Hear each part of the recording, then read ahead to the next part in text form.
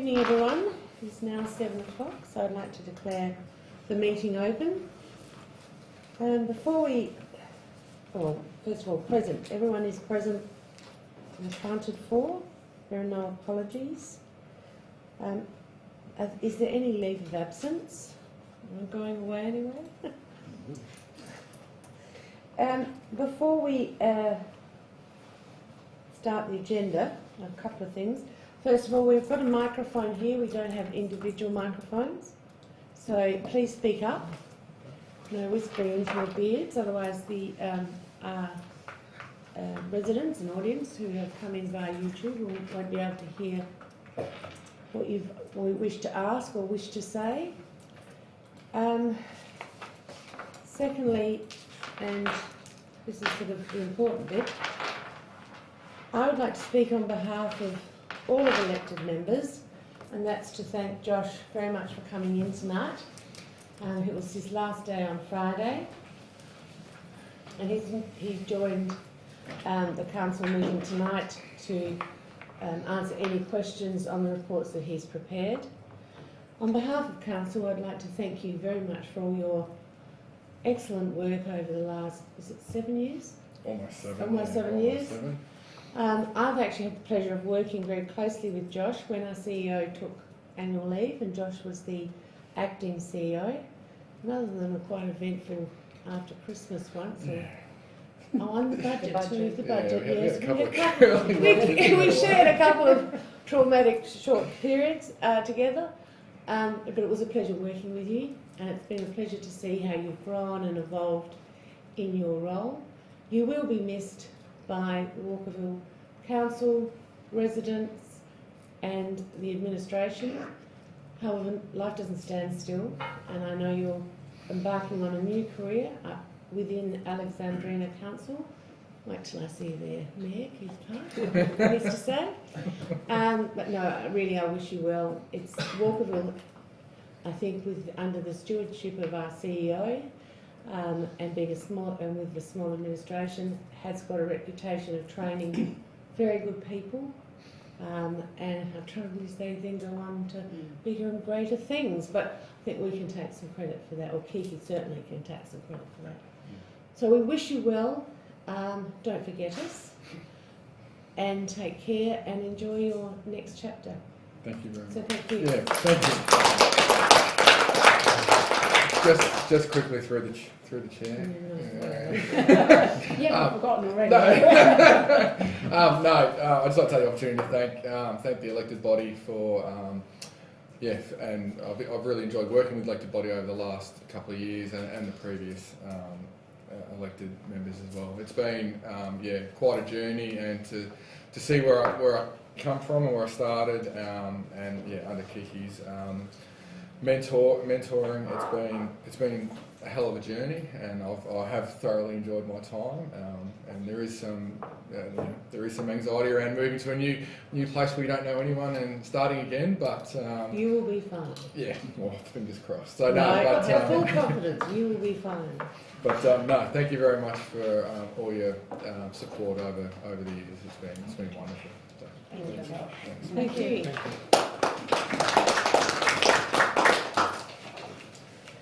Right, we move on to the confirmation of minutes. The minutes have been distributed. Are there any comments? Can I ask a question? You may. Thank you, Matt. We put in a whole heap of information, and I apologise for not asking this before, but I was just looking at my notes and saw that I'd made one. On page 12, it talks about the overall condition of our roads and footpaths out of 6, and on Medindi, 1.74 out of 6, and that to me seemed a really low score, and yet I think the Medindi roads are good. So I don't understand the scoring system. Ben, would you like to come forward? It's the reverse, through your worship. It's actually the reverse. It's actually a brilliant score. But I'll have Ben Clark, our Group Manager, Asset and Infrastructure, address. So that's Ben. This is the ratio there. Through the chair. So when it comes to the condition, we work on 0 to 6, 0 being brand new and 6 being what we call end of life. So We would say that anything between 1 and 2 requires some minor maintenance, a few poles and things like that. So that's a really, really envious score for most local government areas to get. You know, around 2 and under 2, an average of 1.8, and 2.8 for footpaths is a very, very strong score. Anything below 3 is pretty well exactly where you'd like to be. So commended to be able to do that. But Thank yeah, you. so 0 is really good, 6 is And basically. that I didn't understand the scoring system, so thank you for explaining, because I thought, well, if our roads, which I think are good, are 1.74 out of 6. Thank you. Councillor Ashby. In order to make Councillor Bishop feel a little better about that, I managed to ask at Josh's farewell that I thought exactly the same. Thank you, Ron. But in relation to the minutes also, I spoke to the CEO in relation to an alteration that I thought would be appropriate. I think, is it up there? Yes, in red, through your worship, in red, councillor. What page is this on? 12. 12? Are we done? Oh, this, This suggestion.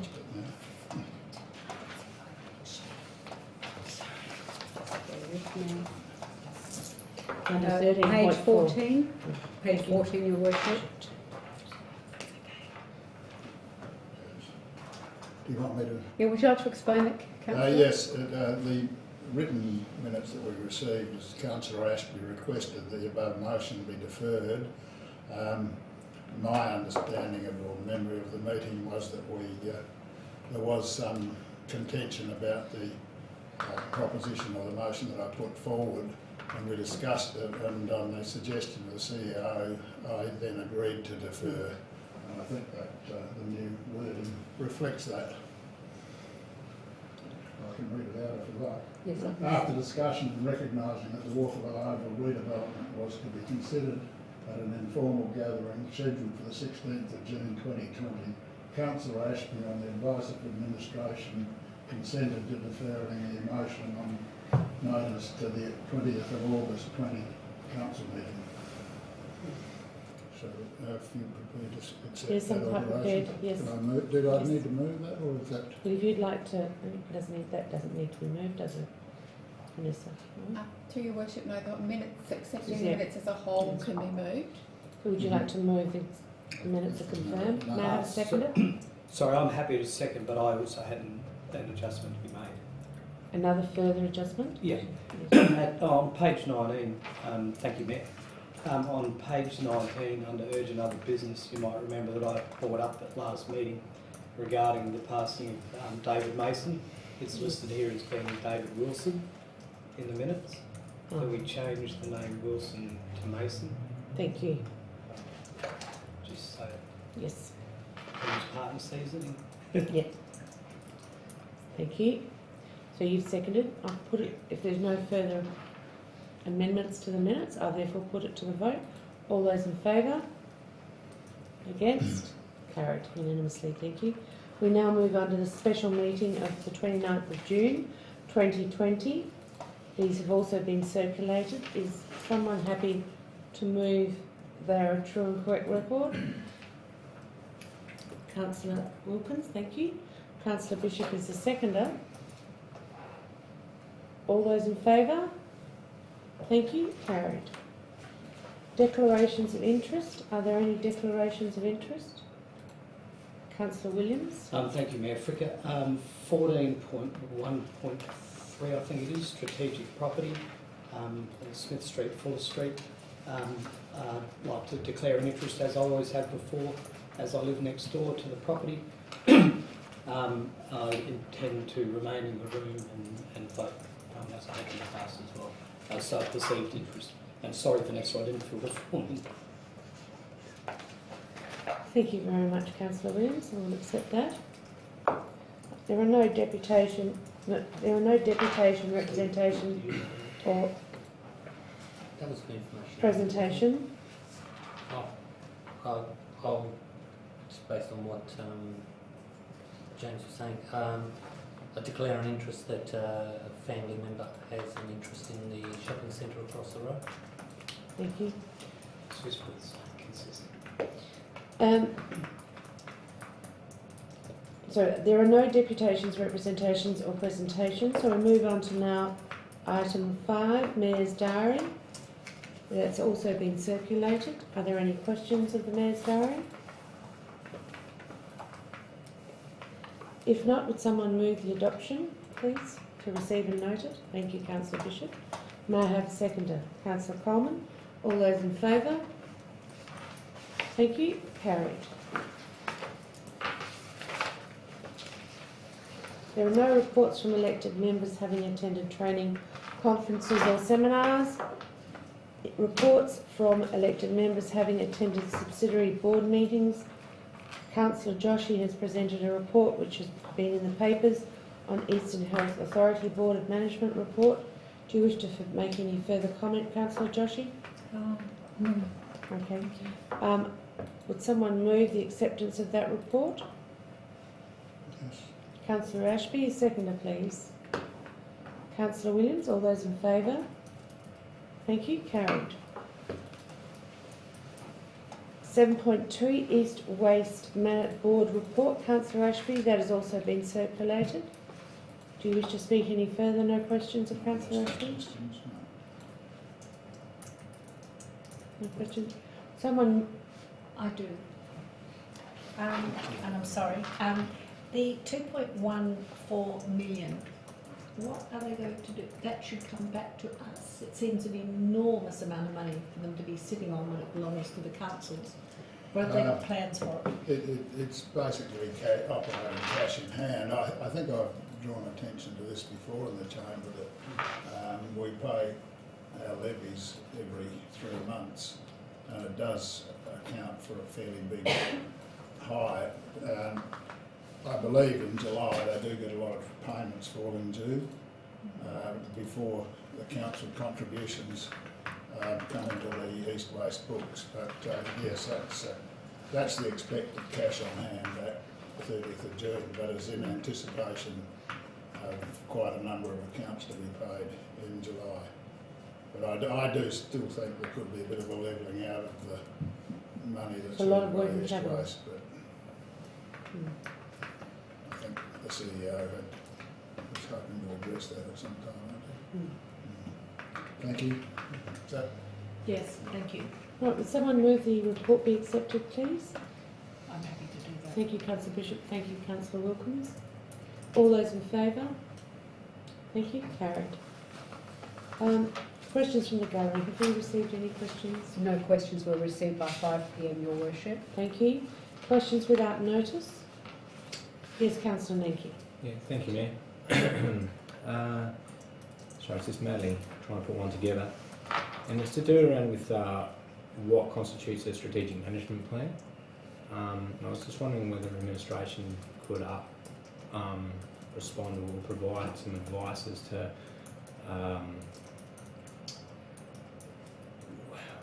basically why does a community wellbeing plan and a public art strategy, or community wellbeing strategy and a public art strategy, constitute a strategic management plan, when obviously the asset management document that's within the agenda tonight not form a strategic management plan, when under the Act, under section 122 of the Act, so section 1A, it specifically states that an infrastructure management plan must be adopted by council, and it also states that in brackets it says that infrastructure asset management plans, in brackets, these plans will also be taken to form part of council's strategic management plans. So I'm just wondering how these plans do not form strategic management plans, and then beyond, and I suppose part B of this question, do strategic management plans need to be adopted, and do they also need to go through community engagement?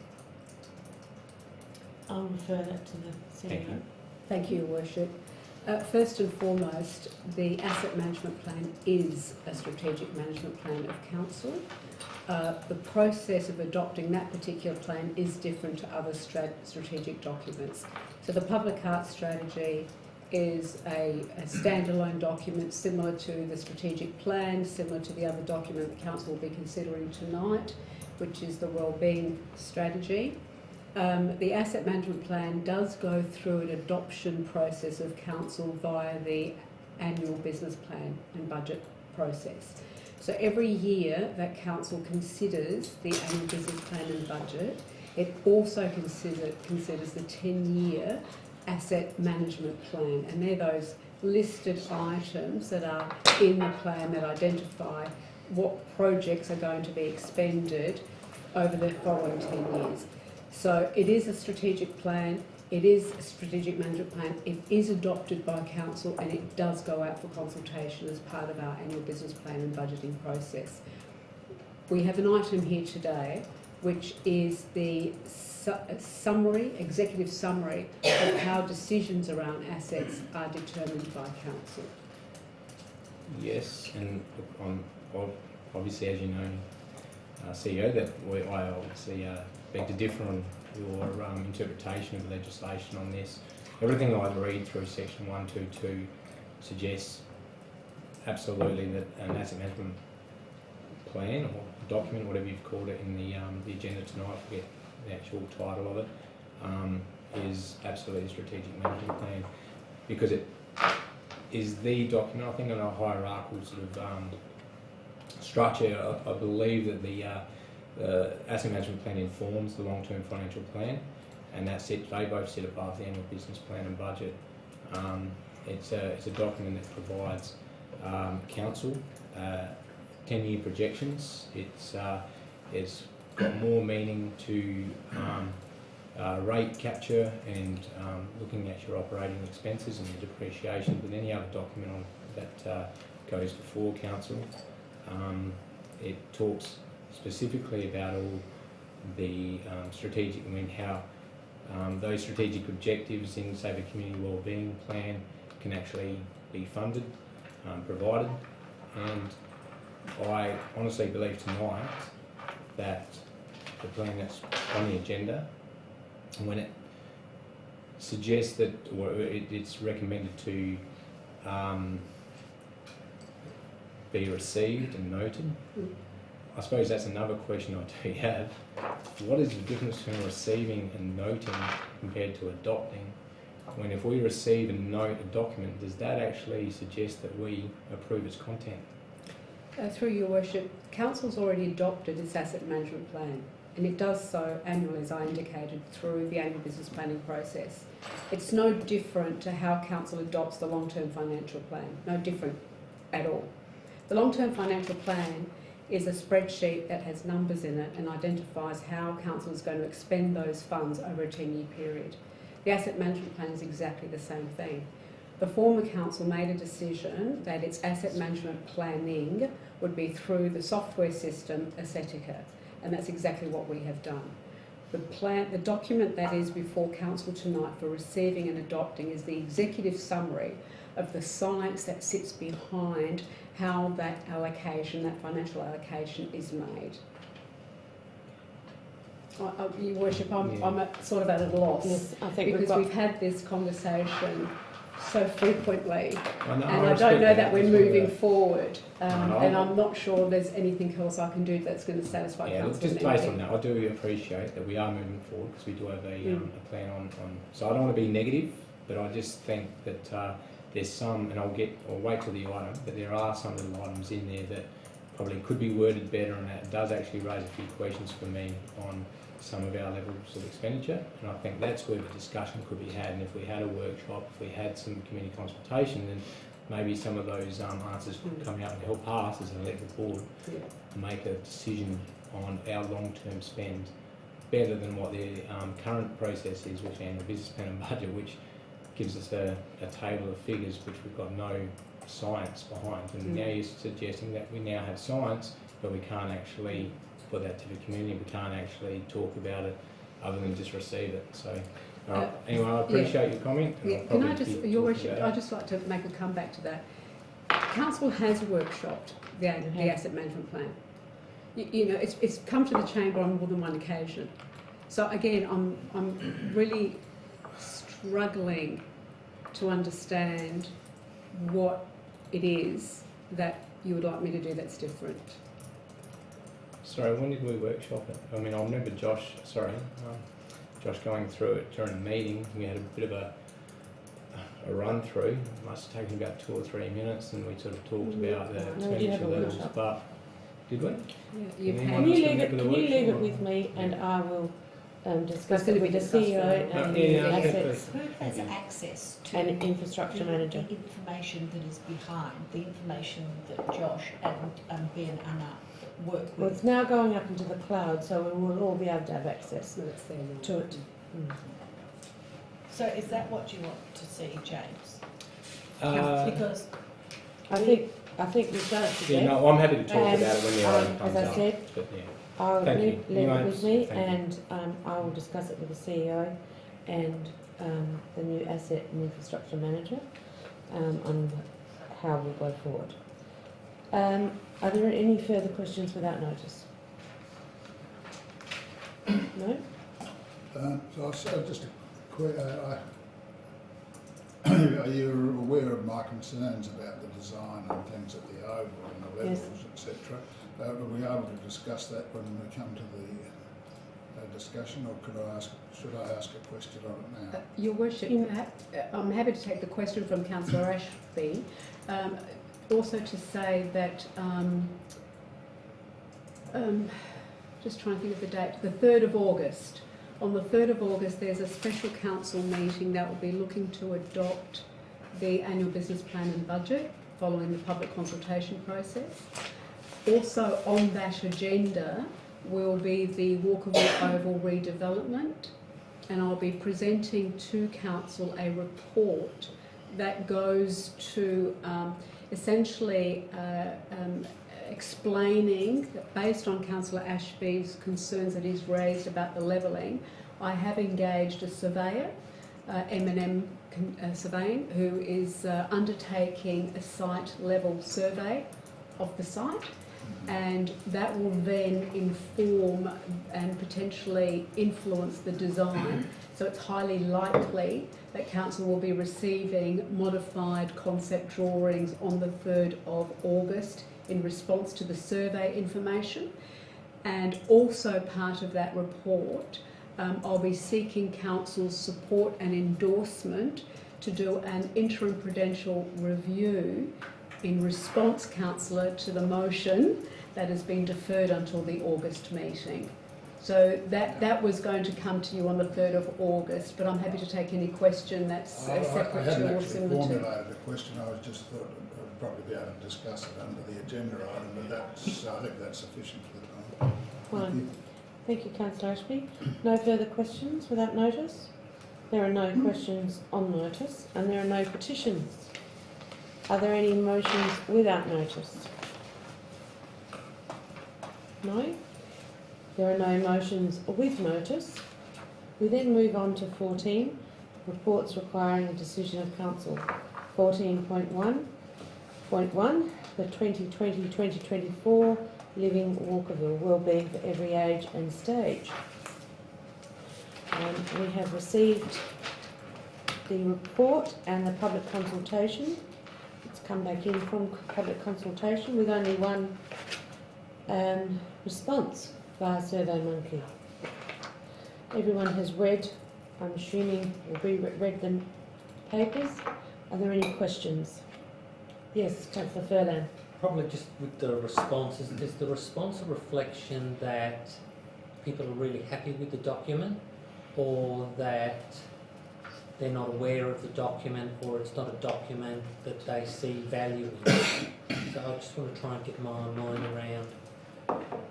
Through the chair, this was a probably fairly soft consultation, obviously due to COVID, but with the preparation of this document, we did really hard community consultation 4 years ago, and it went right out to the community. It's very, very well appreciated by everyone. I don't think our dynamics have changed that much that most of our residents, I believe, would be aware of this program. We reflect it and talk about it whenever we do run an event. It's part of our wellbeing strategy. We promote that. So all we've ever had is good feedback from people saying that's great that you're doing things for the community, and that's sort of where it sits. it was. I was a bit like that. Like, oh, there's only one response. But when I talked to Kiki, she said, "But Fiona, remember what you did in the initial stages of drafting this whole strategy. That I think we've got it right, and people are happy with it. So that would be my response to that. And just adding to that, if I could, Your Worship, we know that it's of value to our community because of the participation levels we get when we run programs under that portfolio or under that umbrella. So we know we have a very high interest, and certainly it is clear from the feedback we generally get from the community that they were well aware of it, but for that the 2016-2020 plan went through an incredible 3-month process of getting to that particular document. So this was tweaking and fine-tuning based also on the back of the strategic plan. Thank you. Any further questions? If not, would you move the adoption? Thank you. We adopt the draft report. May I have a seconder? Thank you, Councillor Joshi. All those in favour? Thank you. Carried. My apologies, Councillor Wilkins. I obviously don't go left far enough. I'm just creeping around. I'll be on. And I'll be honest, you can blame my bad neck for that. Draft public art strategy. It has been out for public consultation and has returned. We had quite a few people comment, which is excellent. Are there any questions? Councillor Bishop. I have a comment and then a request. So I was intrigued by all the responses. In fact, I was thrilled because I'm passionate about this particular project. On page 73, it was commented that they would like to see art in unexpected places, where you stumble upon it and say, ooh, that's interesting.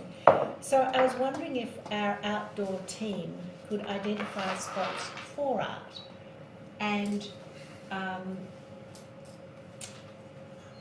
so that when we do decide or we do have some money, we're ready to go. And I think back, and James Williams, Councillor Williams will remember this, the controversy over our waving walls in the Mary P. Harris. Oh, and the chairs. Oh my Lord. You would have, And the chairs. and the chairs. You would have thought that we'd put up an abattoir out there. And yet that has come in as being liked and appealing to the population. So I think that when we do respond and we do things, they like it. And I was pleased with the response. So can we ask our outdoor team? Your Worship, just on that point, Ben, do you want to just come forward? And Josh, I'm not ignoring you.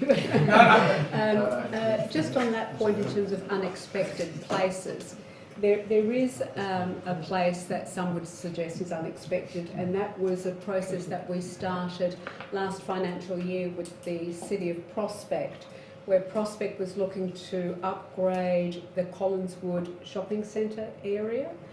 And they engaged with us to see if we could do something on our side of the road. We agreed to work with them, to collaborate with them, but we've seen what Prospect has done on their side of the road, and we were slightly disappointed, I think. Bit of signage. Well, it's a bit of paint. So the Stobie poles have half been painted blue stripes. So across the road, with the former group manager and now taken over by the current group manager, we will be doing some plantings on our side, and there's sort of like, I'll call it a pocket reserve. There's a fence. It's the top of Smith Street, correct, where the little traffic lights are. And I think there's a transformer box or something there as well. But there's a fence line that faces our reserve, which we see some public art going there. We potentially see a bench there as well, and with that transformer box, potentially we may be able to get some approvals from DIPTI to do some a mural artwork on that as well. So that's that. I think that's in terms of your unexpected places. And, how many of you know of the seat that is out opposite the Buckingham Arms? Yes. That's an no one And is that was even aware that was of through it. 1,000 Correct. chairs. So 1,000 chairs, when they moved into the area, they had approached us and indicated that they'd noticed a lot of people waiting or hanging around, standing outside waiting for a bus, the bus stop. So we negotiated with them and said, would you be, if you were prepared to donate one of your benches, we would be more than happy to keep it there. And that was purpose made It's for nice, that but site. I bet people, yeah. unless you're walking up Northcote You don't know Terrace, it's you there. You don't realise Yeah. it's there. Yeah. An unexpected Do you want to job. add anything? Through the chair, probably just that there is some uplighting as well that's happening on that corner of Collinswood, so with the trees and things. So Some with what? some uplighting, so Uplighting? Oh, that's being installed. So along with that, with some artwork on that fence, I think would really make it stand out. And probably, yeah, as you mentioned, the installation of art, there's probably more Walkerville oriented than just the blue kind of crisscross. I didn't realise shapes. that that had been done by the council. Yeah, that was commissioned by an artist too. Yes. Okay, thank you. Thank you very much.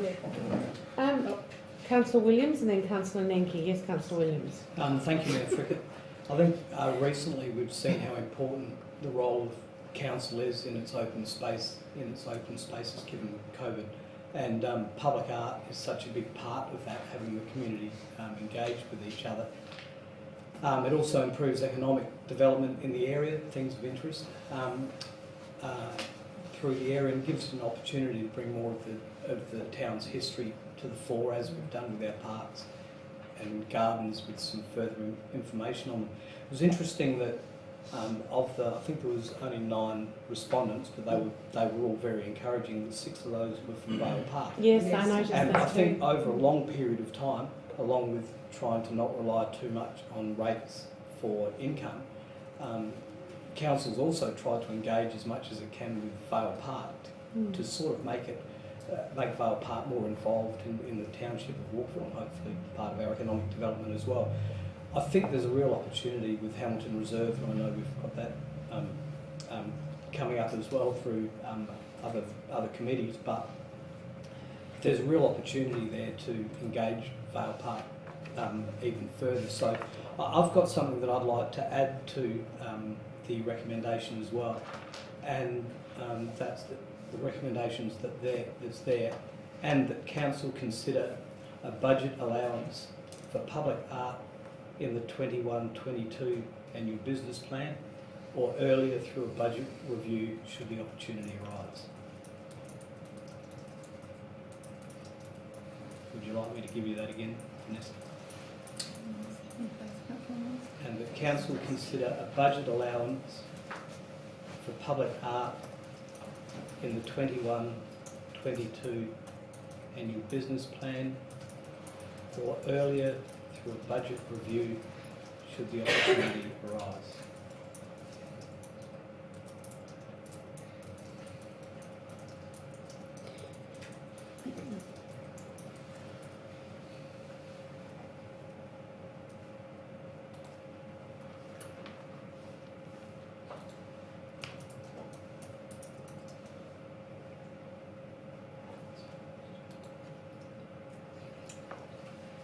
Yeah, I'm happy to move that.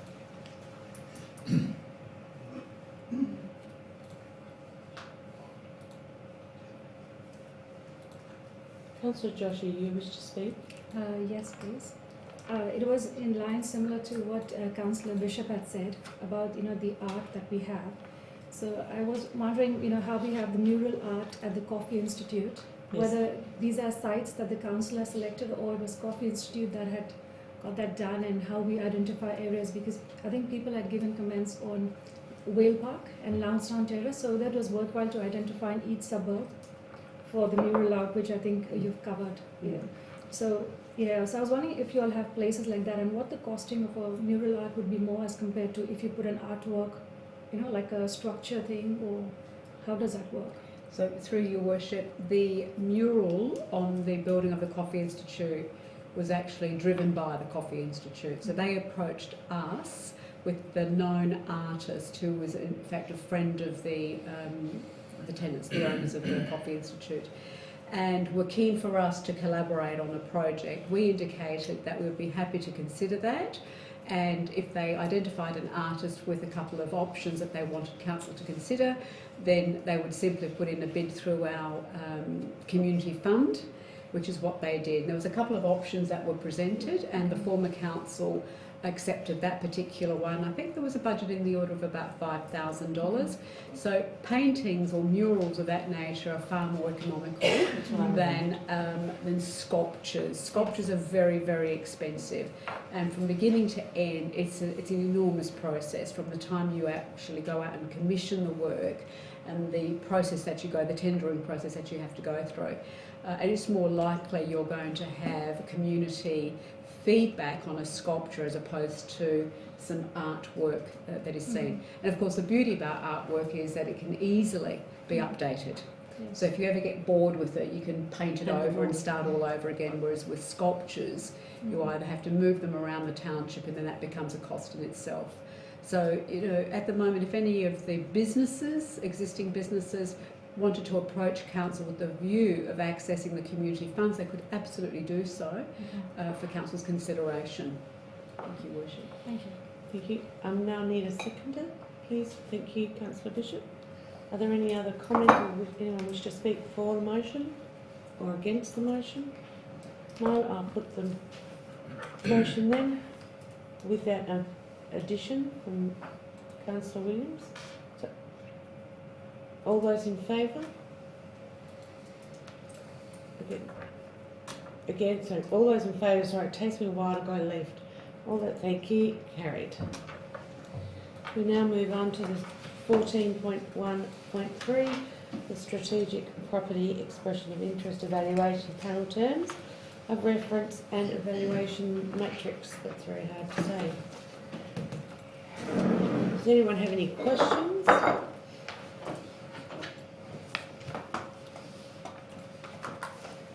Any questions? Councillor Williams. I guess it's a question. Just reading through the agenda item, I'm just conscious, and I have actually brought this up previously, of the conflict of interest provisions for any members of the evaluation panel. I'm just wondering whether the CEO could inform me or us on that particular process, because what I'm trying to avoid is making sure the council isn't being given advice from anyone who may have an interest in what happens specifically, not only on that site, but any of the sites that council, whether it be Levi or the club or any of the sites that council has. Through your worship, and Scott will be able to add further to this, through our procurement processes, any member of any evaluation panel, whether they're internal staff administration or if we engage external persons, and we have done that in the past, there's an expectation, a requirement that we complete a conflict of interest or a confidentiality declaration as well, because some of the information is sensitive that we will be reviewing and assessing. But the conflict of interest declaration sets out and requires each of the panel members to declare interest in any interest or all interest they may have in a particular project. And that also goes to and extends to those who would submit an expression. So that's the manner in which we would oversee that, and then the panel would initially determine whether or not that was sufficient, but under our procurement it's the CEO. So it comes to me, and then I make an assessment, evaluation judgment as to whether or not the conflict listed in the declaration is such that the person has to step down, or whether it's such that they can continue on the evaluation panel with some conditions around it. Thank you. So is that also captured, that information captured through the minutes that we may see of their meetings? Through your worship, it's certainly captured as part of any internal control audit trail. So when the auditors come in and the internal controllers come in to have a look at it, that would be captured there. We could, I mean, anything that would come to the CEO for final sign-off would have to list who the conflicts are, and I would have to cite them regardless. So potentially we could ensure that that is captured into anything formal that's presented to the chamber. I don't see a proof to concern. No, through your worship, I have nothing further to add, Kiki. Yeah. That was basically exactly it. There's nothing precluding us from submitting any documentation to the chamber, but I would suggest it would need to remain confidential. Mm. So whether it comes as a confidential item or attachment to whatever report it may be, we can do that. Yeah. I just think it's critical for council's accountability, really, because obviously we're in control of any of the committees as well. Council as a whole, of any of the committees that are acting underneath, and I think it's remiss if we don't. Absolutely. Yeah. Thank you. Yes, Councillor Wilkins. Thanks, Mayor. My read of the terms of reference is there's a lot about overseeing and not actually doing the evaluation.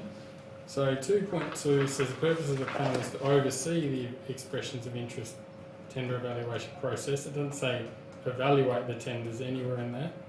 And then under 6.1 evaluation reporting, there's nothing in there about a report and or a evaluation spreadsheet that is properly recorded. So I think the key things for the term of reference for me is what is their role, but what are they actually producing?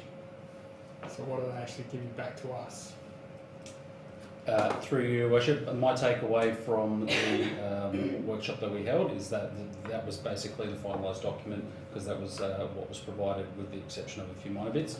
They will be undertaking an assessment of the submissions that are received based in accordance with that matrix that's been provided. They don't say that anywhere here in terms of reference, Scott. And I think I raised it when we did review this. I said, what are the deliverables that are coming out of this? Through your worship, Councillor, could I just come back to 2.2? My interpretation of 2.2 is in actual fact they will do the evaluation. So oversee, most definitely I'll pick up your point there, review all submissions and provide all relevant and necessary advice and recommendations to council, both throughout the process and upon its conclusion. Do you not see that that's extensive enough? Well, I think that could be an independent person sitting there telling you guys, right, I think this person, you know, they don't have a good, strong track record. So if we included, which includes an evaluation, yeah? That'd be fine. So, your worship, and through to the council secretariat, an amendment is 2.2 to include. Oh, thanks, Vanessa. Yeah, an important evaluation.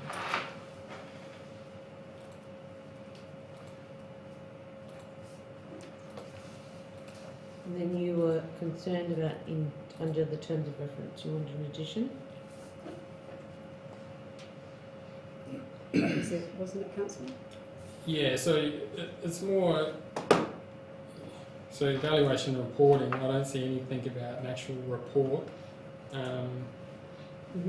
There's recommendations again, but I think we as the member body would like to see how they scored each. So yeah. Yep. And that will be provided anyway in the evaluation matrix. Yeah.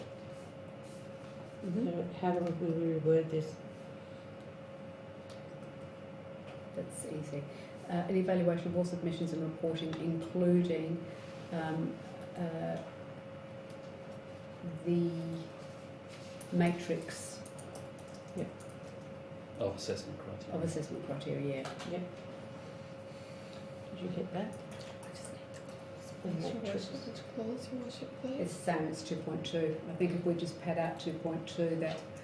Not in the I would put it in the evaluation and reporting.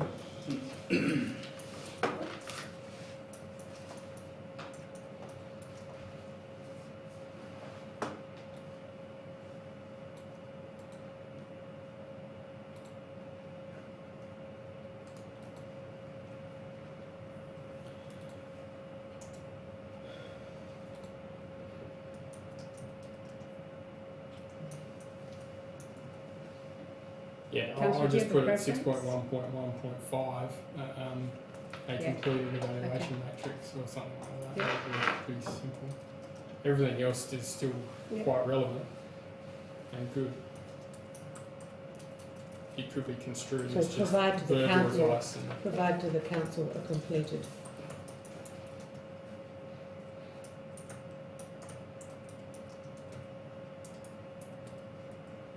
I have to delete the words insert or input insert 6.1.5 because this is a new clause.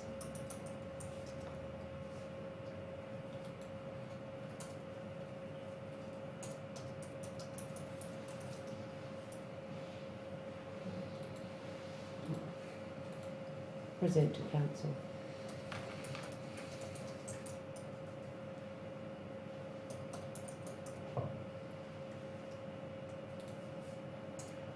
Instead of say add, put add clause 6.1.5.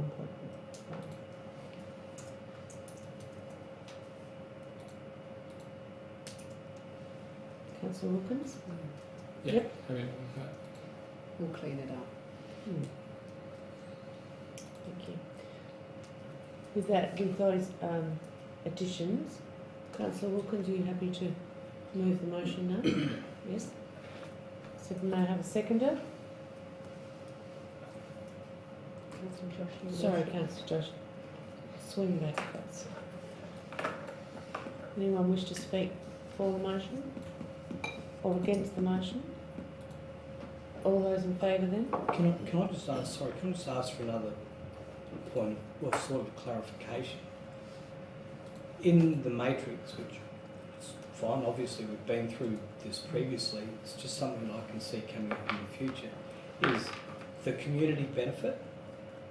Now, the difficulty is defining community, and I know this is something that we will have to deal with at a later stage, because to one person what may be community may not necessarily be to another, so it can be quite different how that can be defined. I know that's something that we will have to go through at a later stage, but I just wanted to flag that now because there will be differences of opinion.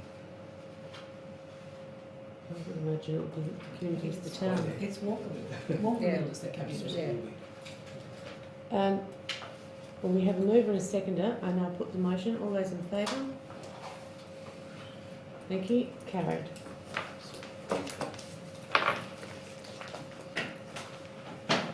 Thanks, Scott. We now move to 14.2.1, social media policy. Are there any questions on the policy?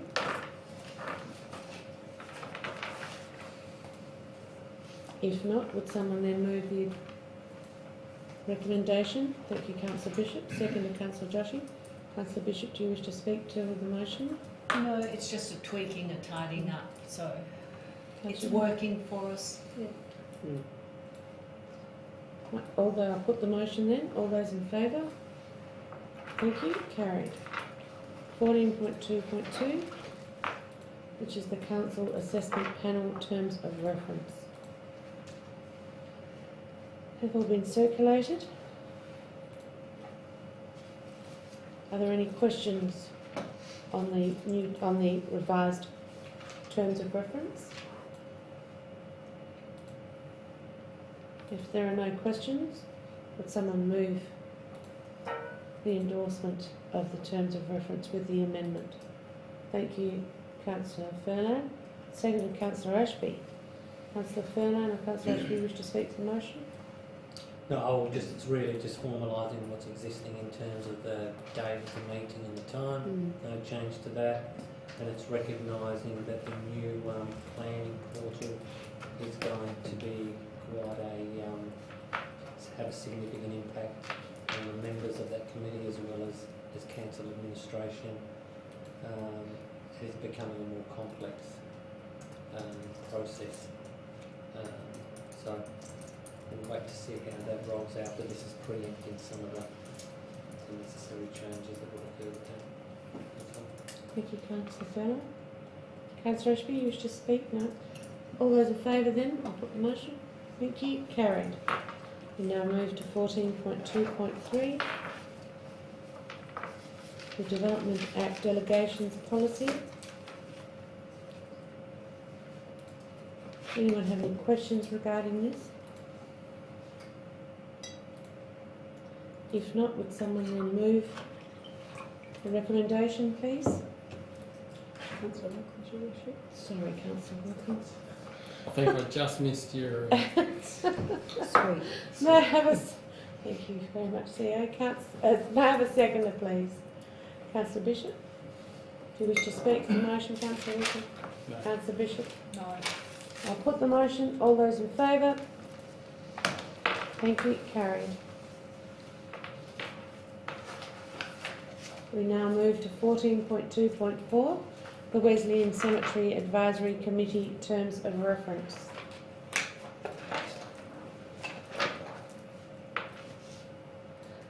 Are there... Councillor Williams? Thank you, Mayor Fricke. I wasn't at the meeting a week or so ago because I was away. However, I was just wondering, and I know in terms of reference, obviously one of the roles of the committee is a works program. I'm just wondering whether the committee needs to revise, given the delay in the length of time between meetings, whether it needs to review its works program at the moment, given the delays. Through you, Worship. Yes, I believe that is probably on the agenda for the next meeting. Okay. To date, there are no outstanding resolutions for any works, so that was the focus of some of the conversation about moving forward. Councillor Bishop. I just have one comment, and it was one that I don't know whether Vanessa has yet prepared it, but this is actually 14.2.4 and not 14.3.2. It's been corrected. It has been corrected? It's not on my version, it's not. So I'm just questioning it. I did say to mine. Yeah. 1.2.1. Isn't that interesting? It's not on mine. Oh. Not on yours? I thought it's not on yours, the agenda item. No, It's the wrong number. the The item number. number. Sequencing is incorrect. Oh, 14.2. Yeah, yours is 14.3.22 and it's actually 14.2. 2.4. Yeah. Yeah. It's irrelevant other No, than it's on it is a legal document, so Mm. it should be correct. Are there any questions on the motion, the terms of reference? If not, would someone move the recommendation? Thank you, Councillor Williams. Second is Councillor Joshua. Do you wish to speak to the motion? No. No one wishes to speak for or against? If not, I will put the motion. All those in favour? Thank you. Carried. Thank you, Scott. And congratulations, you're the Deputy Chairman, I see. That's what happens when you go away. I was about to say something. I thought, no, I won't be rude. We now move to 14.3.1, Local Government Reform Bill 2020, the submission. Has it all been circulated to everyone? Your Worship, just on this one, if I may, the submission attachment A, section 58 from memory. Its reference is the role of principal member, usually called the mayor.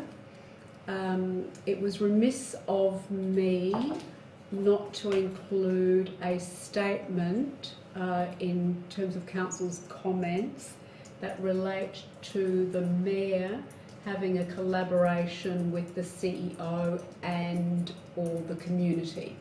So I'm suggesting that we should in fact add that into this. Mm-hmm.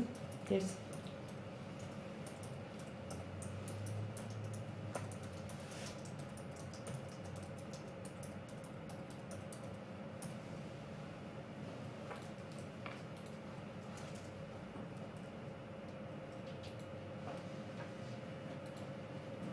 Shouldn't read the mayor and the CEO work collaboratively.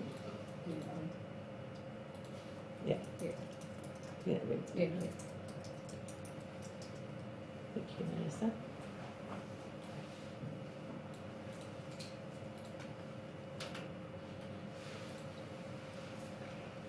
The And CEO also should the work community. collaboratively and then put after collaboratively, and put in the mayor, and as a separate dot point. Oh, the mayor, okay, sorry. Of the community. Because it's the role of the principal member.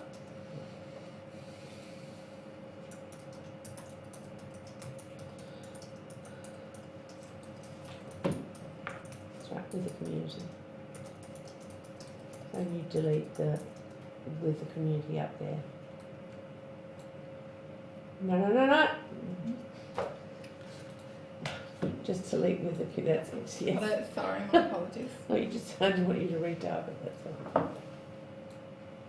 That's right. No, that's not anything. Thank you. Are there any questions on this report? Any points that you believe aren't correct or should be added to? I will further endorse what's in the report.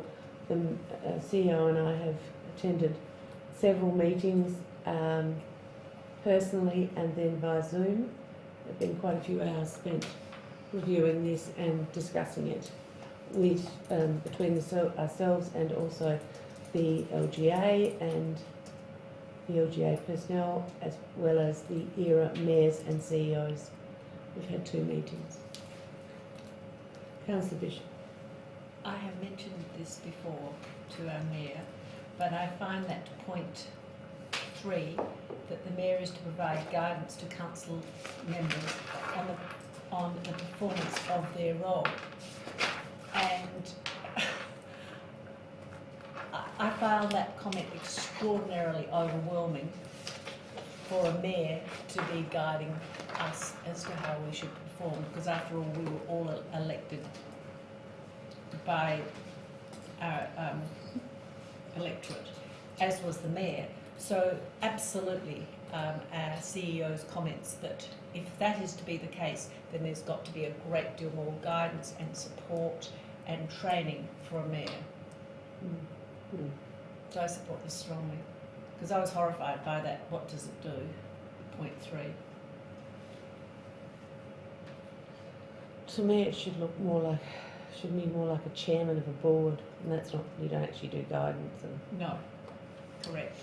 It has been suggested when we've put in here about the Speaker of the House, that came from one of the ERA mayors, and they certainly don't do the guidance or the stewardship.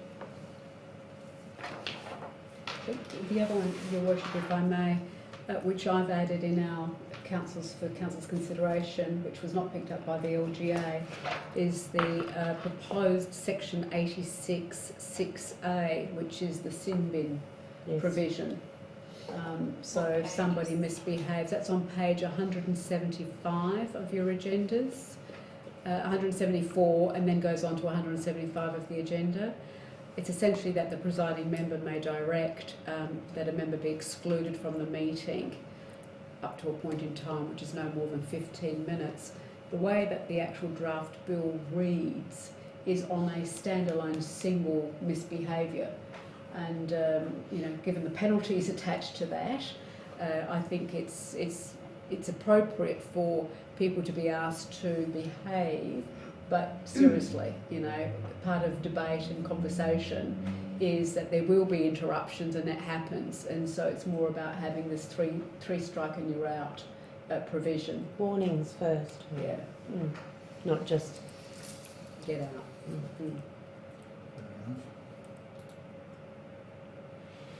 Are there any other questions regarding the report or any other comments? I've got a note here in relation to 123, the annual business plan. There's been a fair bit of discussion about budgets being in by the 31st of December. I guess this brings into play the asset management plan, which actually dictates a fair bit of the budget anyway, or I assume that it should.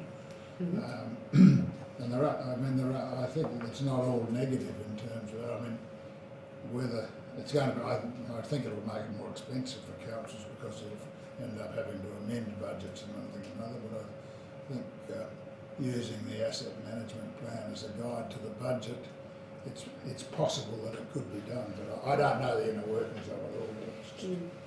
Through Your Worship, I think the key critical thing here is that the 31st of December deadline is the deadline for a council to prepare its draft budget for the designated authority. And it's really to indicate to the designated authority, what is your revenue source? What do you anticipate to be the value of your revenue with your expenditure? Part of the problem, as I see it, is that councils have to adopt the valuations of properties before they can declare their rates. So we won't know what the valuations of our property assets are at or about December. The good thing about this, and if there is a silver lining, and that is that council does not have to consult with its community prior to the draft going to the designated authority. That comes after. My concern is what constitutes significant variance. And if we're not going to get the information from the Valuer General, and we generally don't get the settlement of that information at about until mid-May. Well, you know, if you meet the deadline that's set out, it's a long way off from December, and so you're basically, I think you'll be playing catch up. And it also, it signals that you've just completed your budgets. Really, you know, if you adopt your budget in August, which we will be for the 2021 budget, council will be hopefully adopting its budget on the 3rd of August. By the time you roll it out, you're already then having to start thinking about your next financial year. So I'm a bit surprised in my mind. I actually expected that the government would have settled on a 2-year budget cycle. A very formulated 2-year budget cycle. That would then make sense because you'd be a year preparing ahead. You'll always be in a preparation mode.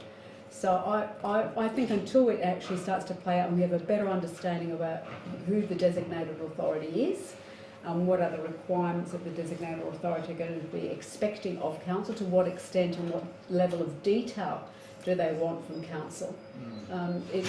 And we don't know the cost. We don't know the cost of having the designated authority review it and then provide comments back. And what if council chooses not to accept the comments from the designated authority? Will it automatically go to the minister, and then the minister will sanction council and direct council? So they're the unknowns. They're the unknowns.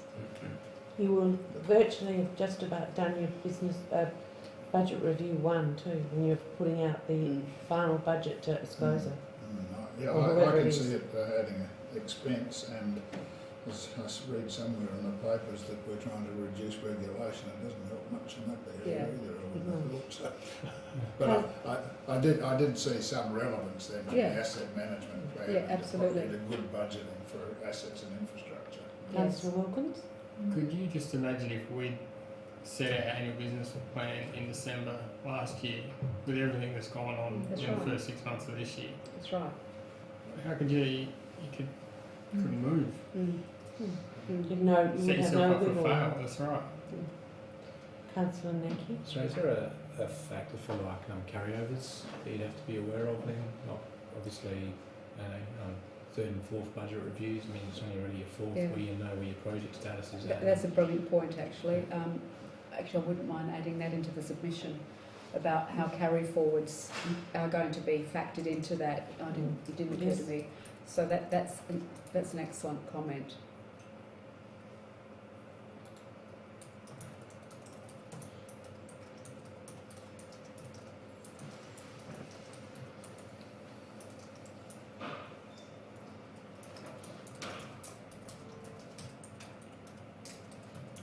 And also council does its budget setting from budget review too.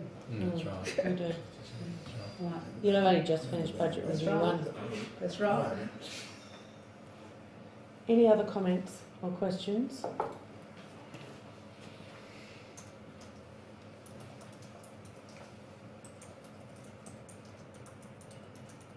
If not, would someone move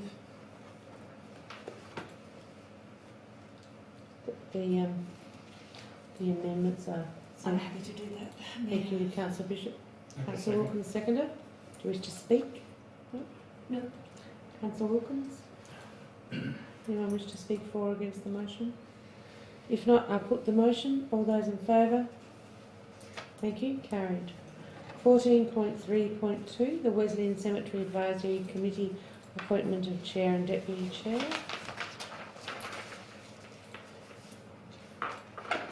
The recommendation is there, plus the report. Are there any questions? No? Someone care to move the motion? Thank you, Councillor Ashby. May I have a seconder? Councillor Nenke. No one wish to speak for the motion? No. Put the motion. All those in favour? Thank you. Carried. 14.3.3, the Wesleyan Cemetery Community Survey Feedback. I found very interesting. Does anyone have any questions regarding the survey feedback report? Comment. No. The returns, is that a good argument for posting surveys to people, because it's certainly attracted the best return that I've ever seen on a survey. And the fact that people got a letter in the post, is that the reason why, or is it? I suspect it might be. Thank you, Your Worship. I think that's clearly an element of it. There is no doubt about that. I think it's an interesting subject matter. The personalised envelopes, most definitely. It's a little bit. We've also done that with the annual business plan and budget, where essentially every resident has received a note from the mayor advising them that the annual business plan and budget is out there for consultation. We're expecting submissions to be received. Whilst there wasn't a survey attached to that, I think the Group Manager Corporate Services has indicated to me already we've received 12 responses. So I think that direct communication with the residents, that personalised service, shows that there is a great interest. So and that may very well be. I can vouch for people having read it, because I went shopping on the Saturday after the letters had hit the letterbox, and every person I think in Woolworths said hello to me. I've had people ring and ask me what do I say. I said it's up to you, but Yeah. you know, they're interested. But they all said hello, how are you? Several people commented, several people thanked me for sending them a letter. It was a good feedback. No one was negative. Yes, Councillor Williams. Thank you, Mayor Frigga. Interestingly, we consider this quite lengthy, whether we do the survey or not. And I spoke to a couple of members of the community after they'd received their letter. They said to me, "What's this about?" And I told them. And they said, "Why are you wanting us to fill in surveys like that? That's why we vote for you guys, to make decisions like that." And I said, "Well, the reason we do is because on council there was so many differing opinions on what we thought we should do, and so we thought, here's a perfect opportunity." The survey didn't cost a lot. And in the end, I'll be able to tell a couple of these people in particular now that we had 600 odd responses, which is fantastic. And it also had a couple of other people mention to me about it being a waste of money posting things out in the envelopes. Why do we do that instead of just putting it in the junk mail? I said, well, put it in the junk mail, that's exactly where it goes. People don't look at it. Otherwise, they do. So I agree with Councillor Ashby. I think that aside from everything that's been, I mean, in the end, a couple of $1,000 expense. He also raised the profile of the cemetery, because I didn't have any calls about how to fill in the form. I had calls, where is it? Yeah. From Medindi and Gilberton and Why would Valpark. we know where it is? It's over here. And it's had a lot of visitors. A lot of visitors have gone. So they've all rung me afterwards. Interestingly, I think it's something, and no doubt the CEO's already thought about this, that it's a method that we may be able to use more often into the future, particularly if we want to be well informed on a specific, really informed on something quite specific, because then we do have the information and the numbers to be able to back ourselves up through decision making process, similar to the way we rely on our customer surveys. Yeah. If there are any other questions, comments, would someone then move that you received a note of? Councillor Ashby? Now have seconder, Councillor Williams. Your Worship, sorry, I just want to emphasise it's more than just receive a note. Oh, sorry. Yeah, That council goes out to. that's We right. consult with the Adelaide That's right. Cemeteries Yes. Authority. Sorry, I read the first bit. Yeah. Next one. And then we get a report back into council. Do either of you wish to speak to the motion? No. I'll put the motion. All those in favour? Thank you. Carried. Council Assessment Panel Procedures 14.3.4. Are there any questions regarding the panel operating procedures?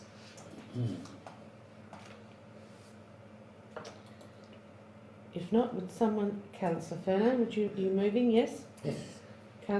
Seconder, Councillor Joshi. Do you wish to speak to the motion, Councillor Fernand? I think it just reiterates what was mentioned before. It's just finalising that. Probably one thing worth adding, there's two new panel members on the CAP, and they are pretty switched on.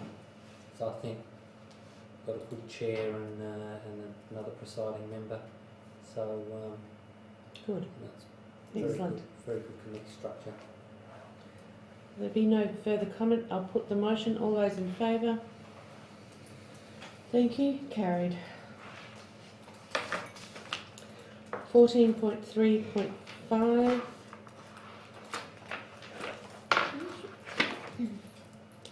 This is just to do with being a voting delegate. Councillor Bishop. I'm happy to Thank you. Move. move it. Thank you. Councillor Williams, seconded. You don't wish to speak? No. No. I'll put the motion. All those in favour? Thank you. Carried. 14.4.1, the Highbury Landfill Authority. Board representation. This is transferring it from Josh to Ben. And again, I'm happy to move that. Thank you. Seconder? Councillor Joshi. All those in favour? Thank you. Carried. We now call for identification of items for individual consideration. 16.1.1, update on Council's Asset Management Summary Plan. That's for me, for your Worship.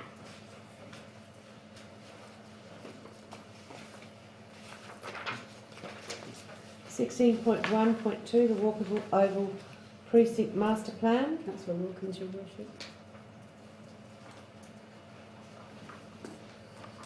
16.3.1, the monthly financial report. Councillor Wilkins. I saw that one. 16.3.2, the works report. 16.3.3, the 2019-2020 CapEx project status report.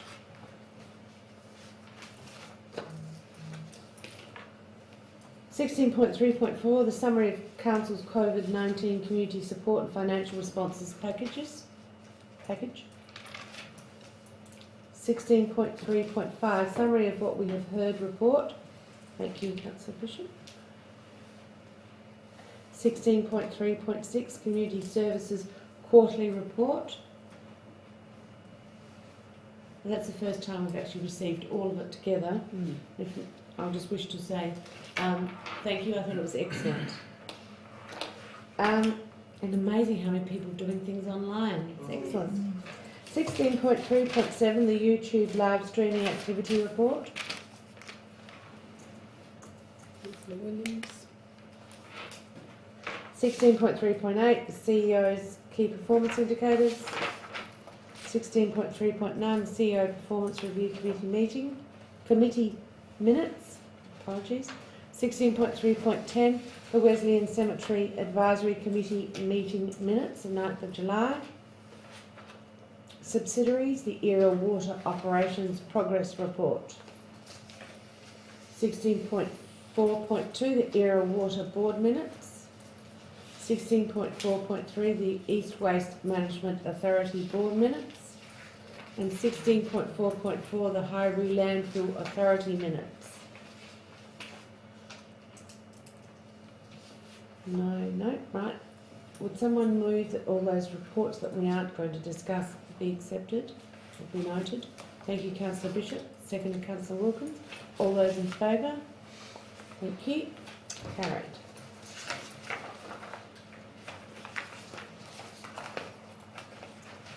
The first one is an update on Council's asset management summary plan.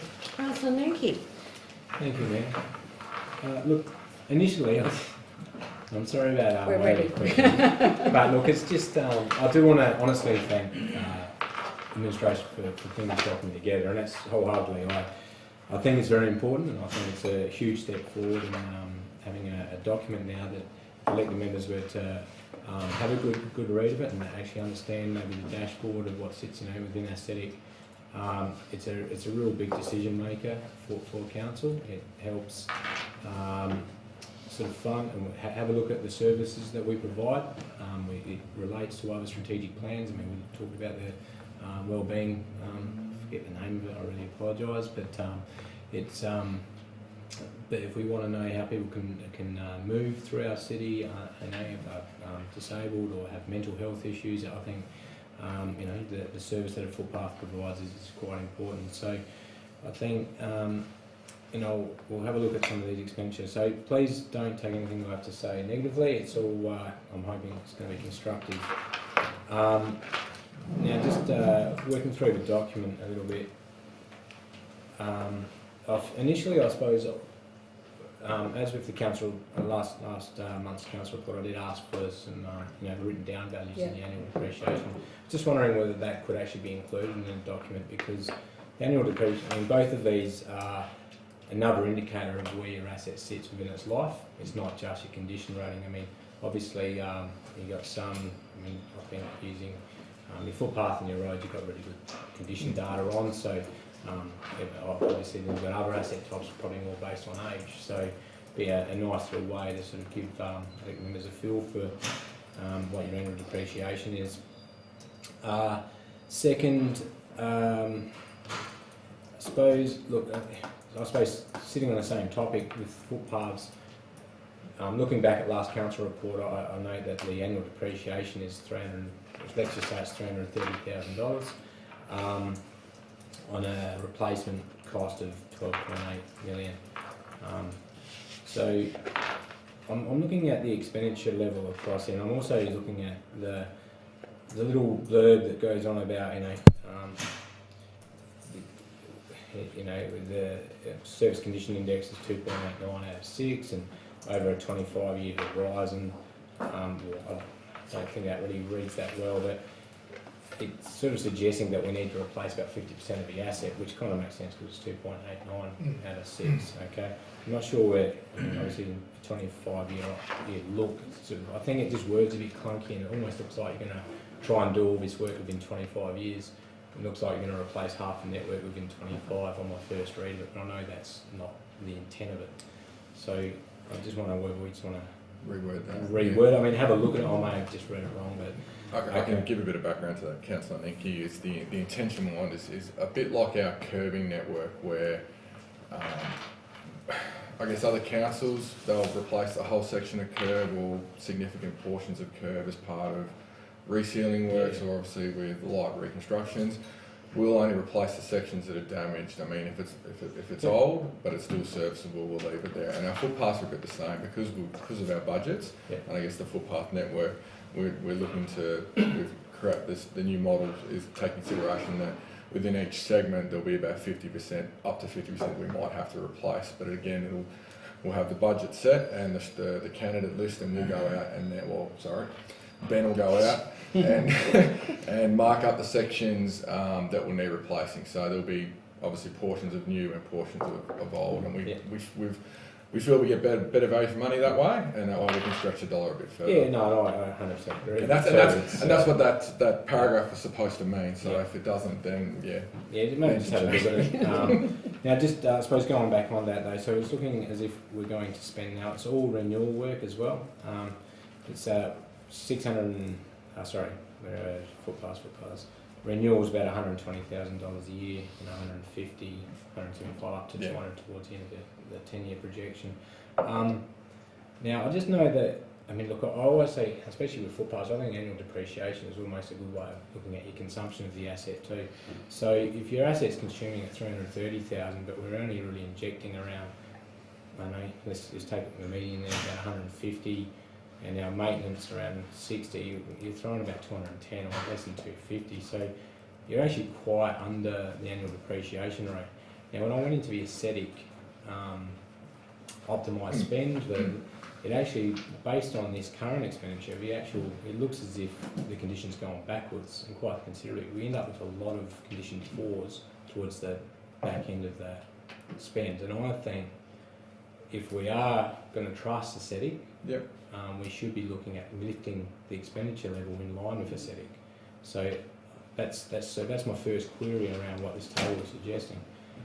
This is where I get back to with the elected board. If we're actually looking at, like I said the other day, of just walking down past the nursing home with all the route lifts and everything, and there's quite a bit of work I think could be done around that area given the type of use around that location, the people using it. And we probably could, there's probably a lot of locations across our city where we really need to have a good hard look at. Okay, so that's the first point. Now, just continuing with the transport plan. I'm just a bit confused by this as well. The traffic management devices, there's 6. But, I had a quick look on aerial photo. I reckon there's about 10 roundabouts roughly. Yeah. A couple of So I know, but if we don't have a heap, no. right? But we're still spending $104,000 a year on traffic There was devices, and that to me looks. If I was a member of the public, I'd be pretty concerned. I'm not sure how that reads. Well, yeah, and I guess one of the parts of the improvement plan, which is the actions residing under the section, is that further data verification needs to clean up the number because there is more than the 6 that's currently on there. So, John. 104,000 a year. I mean, what's the average life of a roundabout? You're only going to do. We've only got 10. Yeah, it's not just roundabouts though. It's chicanes and it's Spitter Islands. And curb extensions and stuff. all those types of things, and signalising, pedestrian activated crossings as well. So we've got a couple of them on there. Okay. Yeah. It just seems like I was kind of going to suggest that if we thought that was too high, maybe we could inject a bit of that money into the footpath to try and get some better service out of our footpaths, because as Councillor Bishop alluded to earlier, the roads are in awesome condition. I commented on that last time. I think we've got excellent roads across our council. That's obviously come up very well in our condition rating, but I think footpaths has also come up concerning, it's at a point where we need to really concentrate, because if we don't spend the right money today, we're going to have some heavy budgeting to do in a short period of time in the future, and that can quickly get out of control. Okay, so that's my little spiel on transport assets. I assume the curve is longer because we've got an arterial road. Would that be? Yeah, correct. Oh yeah. Stormwater. It's more the action resulting from this. And I'm all for doing CCTV. I'll keep going on about that because I don't believe we have much data on that sort of asset type of our underground pipes and culverts. 5% of the network would be about 1.3 kilometres. And I think I don't know if you know the unit rates around what a CCTV costs, but I would suggest that that's going to eat pretty heavy into your $11,000 a year. I don't think that's actually achievable. I think that what you should be doing is concentrating on your oldest pipes and culverts and your more critical assets types first to try and... That's what it says. And I guess long-term planning through the chair as well. The 11 grand that was in the previous numbers was actual for the physical work. So there's within the asset management budget in the operating line. There is money for when we have to do condition surveys and that type of thing. So it's operating. It's in operating. So Ben, the group manager will have access to that to And I guess the 5% was arbitrary based on. Oh no, I appreciate it. Yeah, I was just thinking that's a lot of. If Yeah, it's going to yeah, have your maintenance, you're not going to have anything else to clean pits. No. We've got a lot of trees here. Yeah. I think you'd want to be cleaning pits. Yeah, the scope also to investigate future expansion work and the flood map. So where's the money for the flood mapping going to come in? Because that's going to be pretty expensive too, more than $11,000 a year. Yeah, and again, that'll be in the operating and the asset management job line. Okay, so. And sorry, through the chair as well. In the past, when it comes to those type of strategy documents, they would at least be nominated as an operating bid when it came to budget preparation as well. So it'd be identified. Yeah, so identified. Yeah, correct. Excellent. Good.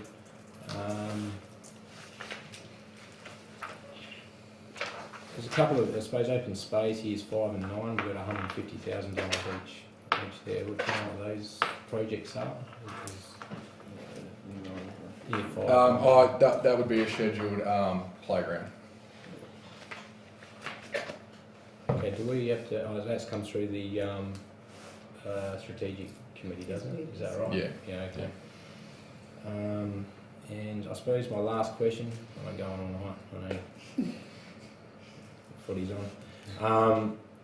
Just why is there no newer upgrade itemised? Do we not have a new upgrade budget? Through the chair, how council has provided new projects has been through the annual business plan and the long-term financial plan. So there's separated sections in there for identified new projects, and that's how we've traditionally managed that and communicate that to the community. Would you move the adoption of the report, please? Sorry? Have you finished? Would you move the adoption I was of the just report? thinking about what Well, Josh had to I say. think I we're- have a question also. Yeah, question too. Pardon? So I've got a question too. Oh, Councillor Ashby and then Councillor Just Wilkins. matter of clarification, I guess executive summary, paragraph 2, the total current replacement cost of the town of Walkerville assets is about 158 million, yet in the sheet that or answers we were provided in the, as a result of the last meeting and Councillor Menke's question, I can only add them up to about 77 million. Is there a reason for Yeah, through the chair, I can't remember, there were only a certain number of asset classes that Councillor Nenke asked for in that initial one. It wasn't the complete Wasn't list. the complete asset list. But it doesn't include buildings, does it? Well, it's got buildings, stormwater, footpaths, mates and road seals. What other assets were there? Open space was low. The open space assets weren't included in that, which about another 10 million there. Also, plant and fleet, all the plant and equipment wasn't included in there either. And Still a fair bit of difference. Yeah, and there are other asset classes that aren't in this plan. There's our historical collection as well, which we don't have any renewal. It's simply on the books. Okay, right. Thank you. Councillor Wilkins? Thanks, Mayor. My question's in regards to, and thanks Councillor Nenke for raising it, the roundabout at Smith Street. Yes. Obviously a new type of roundabout, looks like it's working much better, and hopefully you won't have to spend $150,000 or $105,000 a year. What, the with buses this one. aren't taking it out? That's right, apart from some manholes which look like they're just in the wrong place. Are we intending to do that along, I guess, the transport corridor? Yeah. So it's that particular, I guess, style is somewhat new, and it's a bit of a trial that we worked in conjunction with one of the contractors. And yeah, well, without speaking out of turn, I would anticipate that if it holds up like it currently is, then yeah, it would make sense that we do especially our bus corridors where there's buses or heavy vehicles going through. Yeah. Yes, Councillor Yeah, Nenke? this is my last question that I had. I suppose just going back to the footpath with looking at this dashboard and how our current level of spend is actually not completely getting on top of what the works we I suppose we have to maintain that current level of service. I suppose this comes back to my question. I always come back to how can a 100% renewal, how can a renewal funding ratio be 100%? I think what we're showing now is that the science is saying we know how much money we need to basically put to our asset. That's what we should be budgeting, and if we don't budget, then it's not about how much work we perform, it's about what our asset management system is suggesting we need to spend. So, and that's what I'd like to, I mean, it's probably one for Sudan to have a look at as well. Yeah. Through the chair. So, while we in the long-term management plan, we plan to spend obviously the 100% renewal. When you look at the annual business plan, the annual report, it actually shows that our renewals sit around anywhere down to 95%, and it gets the true reflection in the annual plan. So our anticipated spend, because we don't include any new or upgrade in our asset management plan that's done through the annual business plan, we therefore anticipate spending all of our money on renewals, but then as the budget's adopted, then we bring in some new and upgrades as elements, which then obviously bring our ratio back down. So the annual report shows our actual ratios being, the true and correct ones once we've done all our spend, which I think last year was around 98% or 97%, something like that. I thought it always says about 100%, but the annual plan doesn't. The annual plan, the annual report says the true one. So we'll have a look at that. And yeah, they use obviously what we spent and the splits, and they come back at around actually the true reflection. But the long-term plan anticipates 100%, but then annually when new projects come in, obviously that is then amended accordingly. Okay, well that's one of the better answers I've had over the journey. Yeah, thank you. And one other thing I'd say about the footpath, and it'll be something that the group manager can follow up, but when we did the latest round of condition data and the models, it was our intention, because we had our suspicions that the footpath would need a bit of an injection in money, and whilst it is showing it in there, I'd ask Ben to perhaps just have a look back through what you raised tonight, because it certainly wasn't the intention for it to fall into a further state. It's always been that we aim for status quo, if not better. So and that's leading to why I suppose if this doesn't even get up, I can't even. We're just receiving this report. Is that correct? We received and note the report. Yeah. You moving? No, I can't vote for it because of that very reason. But anyway, I don't believe the data is at a point where we can absolutely accept it. I think there's a few things in there that we still need to review. But anyhow, I love the report. I love the process. I just can't get to the point. Well, Councillor, I think I might be able to assist you. Yeah. I think if the report is accepted or received and noted, it remains a work in progress. And certainly I have no objection to Council requesting that this be brought back into the Chamber for a more fulsome debate and argument around it as we align it as part of our budgeting processes. So in terms of allowing the opportunity or giving the opportunity again to put some focus on it, Your Worship, I think it's absolutely correct and the right thing to do. But when Council considers its budgeting process, we spend time looking at the 10-year planning of what we intend to inject in terms of our spend. So it makes sense that this summary is tweaked year in, year out, no different to what we would any other financial type documentation. Does that go some way, Councillor, to give you a sense of having confidence? Because I don't know it's not the confidence, it's just that you... Look, I love the process, and I think we are getting closer. Yeah. But it's probably a few little things that we can have the valuation data, those included into the document. I think that could be the initial step. And maybe just some of the wording around it. No. Well, that's fine. I'm happy to take that on board, Your Worship. And just the wording around some of those actions. Yeah, happy to just look at that. So it's clear to the community what to expect. Yeah. Okay. No, that's happy. We're happy to tweak that. Yeah. All right, thank you. Would someone move that it's received and noted? Thank you, Councillor Joshua. Seconder, please. Seconder. Thank you, Councillor Coleman. Sorry, Councillor Wilkes. All those in favour? Thank you, carried. We move on to the Walkerville Oval Precinct Master Plan. Councillor Wilkins. I didn't forget you then. No, thank you very much. Yeah. Thanks. Thank you. My question was just in regards to, because we're receiving and noting attachments as well. I think it's the communication plan as attachment.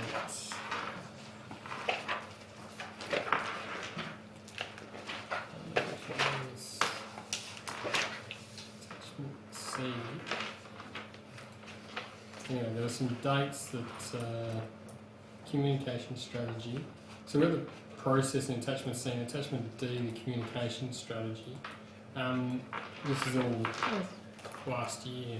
Basically. Yeah, it was previously. This is Previously, so Your Worship. This was what you had previously received. So I was just reminding you. Okay, right. So I wasn't presenting a current. It was what council had considered when it last considered, if that makes sense. Thank you. That does make sense. That was it. Do you move? Thank you. Can I?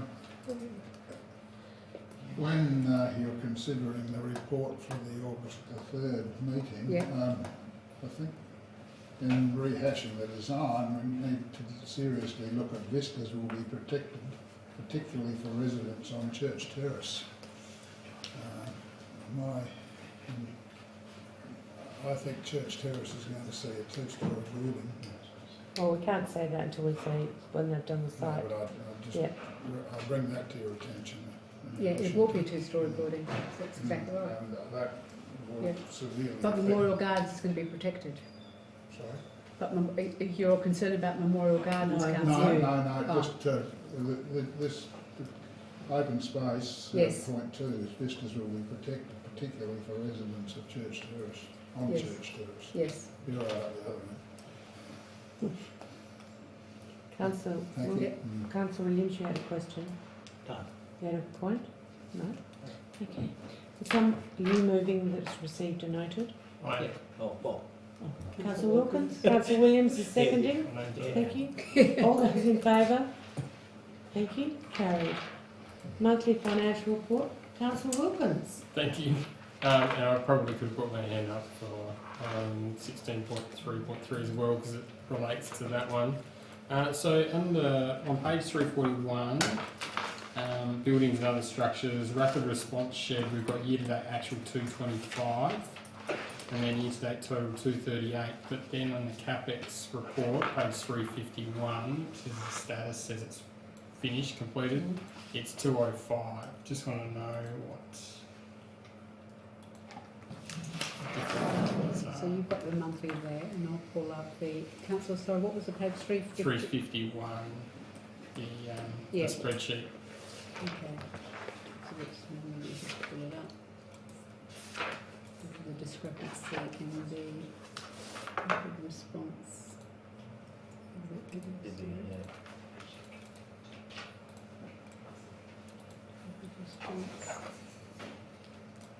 Response. 580.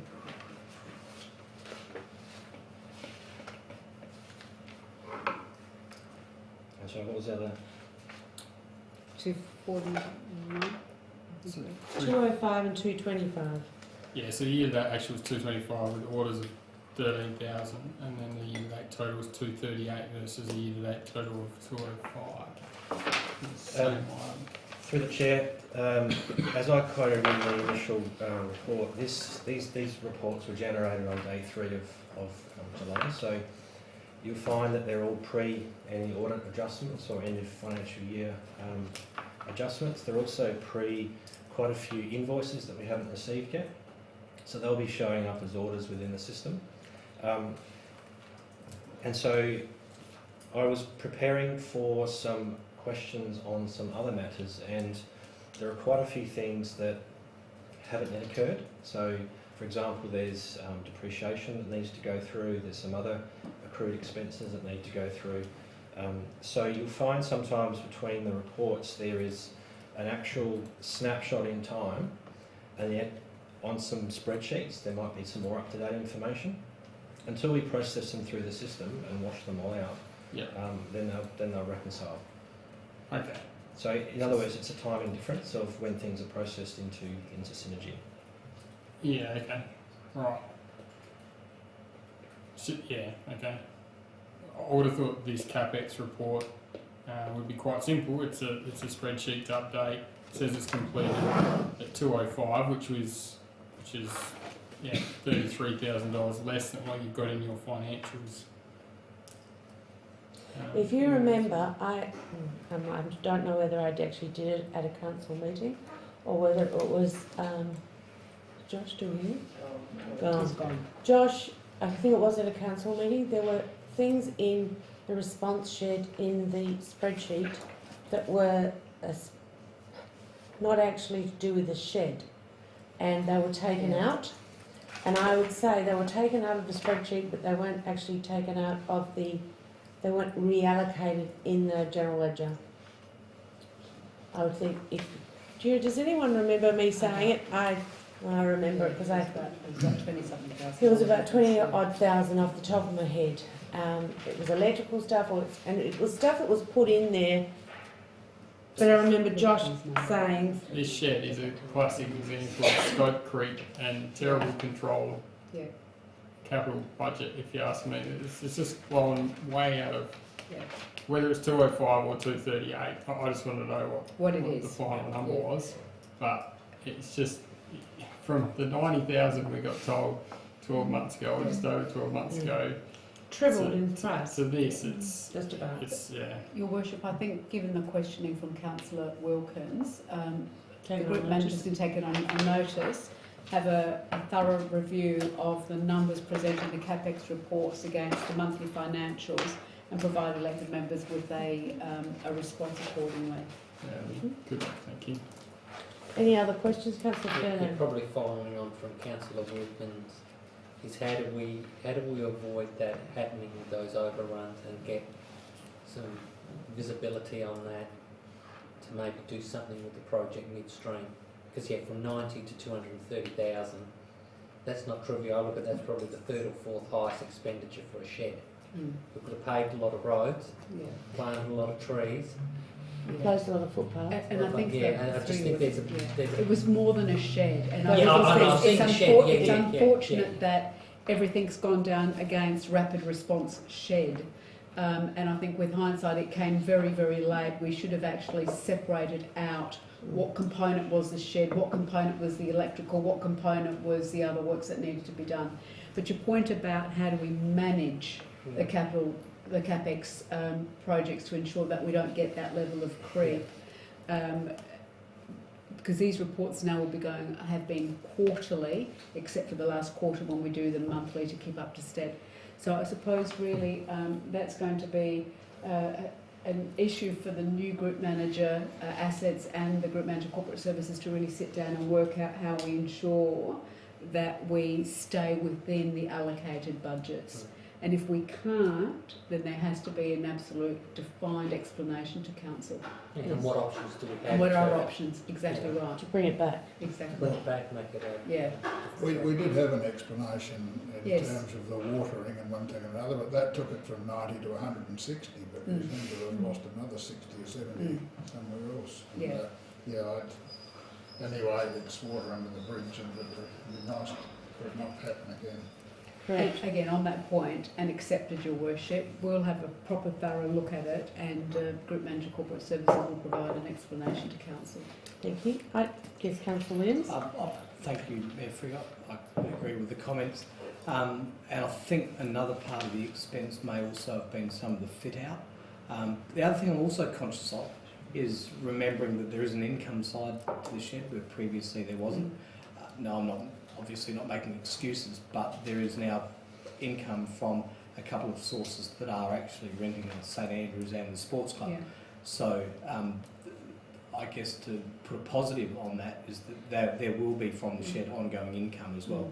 Obviously it's not going to cover the overrun, but I'm always mindful to consider both sides of the ledger. It's a great looking shed. I have one question, if I may, and that is the line, have they been put into the CAD balance, or are they separate? through you, the Chair. Yes.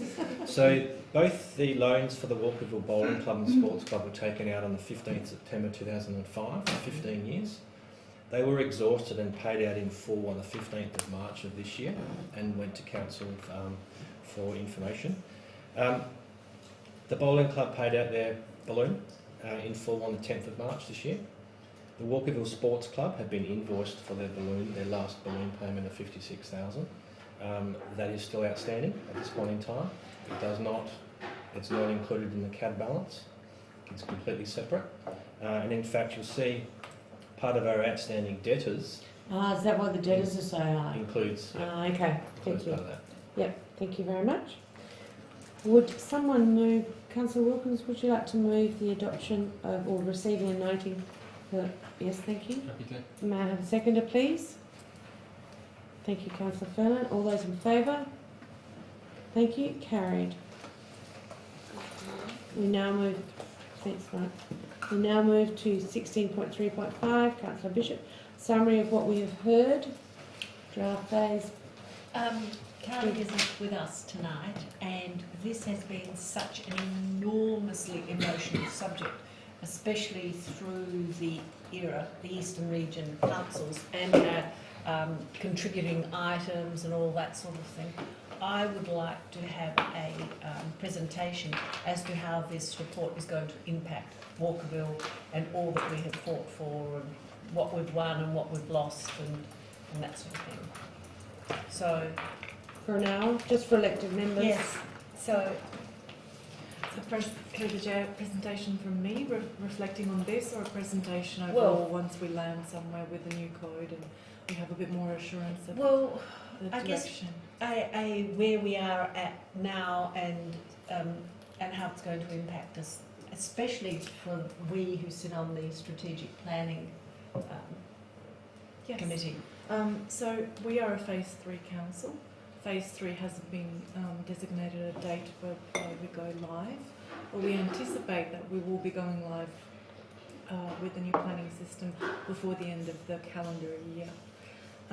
The way this impacts on us, it's intrinsic. It changes the way we work, the way we invoice, the way we receive money from the community and the way the community perceives us, essentially. So it reinvents our industry as planners and design professionals. The general consensus in the industry is that it's probably going to have a few years of teething. Are we getting a better system? We're yet to see that. We're certainly not getting a like for like, which is what we were promised. So what we're doing now is we are triaging through the drips and drabs of information that we're receiving from the state government and madly and manically trying to digest the information, because there are on average about 10 to 15 emails a day of amendments and delegations and revised delegations and information on how the e-planning system will work and many other facets that may not necessarily impact on your business that you see before you every month. So in terms of contributory items and the impact on our historic built fabric and form, as you know, we've been very forthcoming and transparent with the fact that we have 545 items on the contributory item register, and we have gone above and beyond, along with maybe another 3 metropolitan councils, to pursue salvaging as many of those contributory items as we can through a method called a development plan amendment, a bit like what's happening with Buckingham Arms, but to identify through a desktop analysis initially which of these places we can save and elevate to a local heritage status, and what can we do with the rest of them. Do we lose them completely? Can we affect any positive policy changes which can trickle through the new system whereby we continue to protect those items? We are still in the dark whether or not our suggested policy changes and the summary of what we heard includes what we've said to the state government. We've told them how we feel, we've told them what policy changes we'd like to see and what policy we'd like to retain, because we think that after 10, 15, 20 years of development plan amendments and policy nuancing and tweaking, we got it pretty right for our township. That is being lost in the new system. So we don't know whether we've won the policy battle yet, and we probably won't know for a while until we start to apply it to assessments in the new system. But in terms of the contributory items, I do have something fresh off the press, so to speak. I had a meeting with Dipty last week, and the meeting was to discuss the statement of intent which Council you signed off on late last year. The statement of intent is still sitting with the Minister, along with other statements of intent to elevate contributory items to local heritage places that other inner metro councils have undertaken. I think there's another 3 in addition to us. And the meeting was in relation to requesting further information as to why we think these 62 contributory items that we've identified out of the 545 make it and meet the criterion, or at least the criterion of the local heritage, I guess, expectations. So that was an arduous discussion that went over 2 hours with a member of the subcommittee, heritage subcommittee to the State Planning Commission, and we think we've got some positive feedback as to what we can do to progress it. So essentially what they would like from us is to provide a historical chronology as to how those 64 places actually meet the themes of the township and that are considered to be relevant. So essentially what started off as a desktop analysis of 500 places trickled down to 64 has now potentially turned into a full-blown heritage survey, which we were assured by DP all along that we wouldn't have to do, because to put it in financial terms, a heritage survey done properly in today's, I guess, using today's wages and hourly rates would be between $30,000 and $50,000. Originally we earmarked about $15,000 for the desktop and the verification process. We're now at $18,000 expenses so far for this project, and the request for a further historical chronology will probably cost us in excess of another $5,000. So we've committed ourselves to this wholeheartedly, in good faith, and our conduct has always been conscionable. We want to do the right thing by the community, and we want to save as much historic fabric as possible, in the absence of any assurance from the state government that policy will continue to protect our built fabric. Where will it end? I think I will have some guidance from the Heritage Subcommittee in the next 4 weeks whether the $23,000 we would have spent by then has gotten us over the line, and the Minister will be happy to sign off the statement of intent some 9 months later. We've been given an extension of time until late next year, so that's some generosity on behalf of the Minister. But it has been a very frustrating process that's been met by many hurdles, but we're tenacious, and we'll get there, and at least the community will be assured that we've done everything we can to do our due diligence. Andrew. Yeah, exactly. I'm horrified by it. I just, yeah. We were told it was going to be simple and it was going to be like for like, and it's not. It's complicated. Very. But we're committed to it. Should we as a council be allocating more money towards protecting our heritage by having the payments where we know if we've got to justify why these 68 are put onto heritage, why? That is very time consuming, and the amount of research and... Through the Chair, we haven't even started community consultation yet. So there is every expectation that through a transparent community consultation process, people will object to this. But I don't see it as a waste of time as such.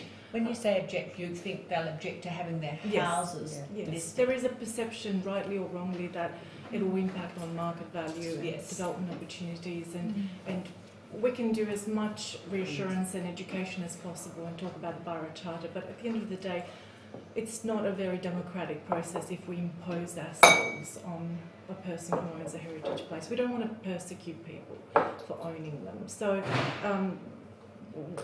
I recall late last year there was an open discussion around this table whereby we agreed that we wouldn't pursue litigation for listings. So if someone opposes it, that's fine. But on our records, we have a point in time.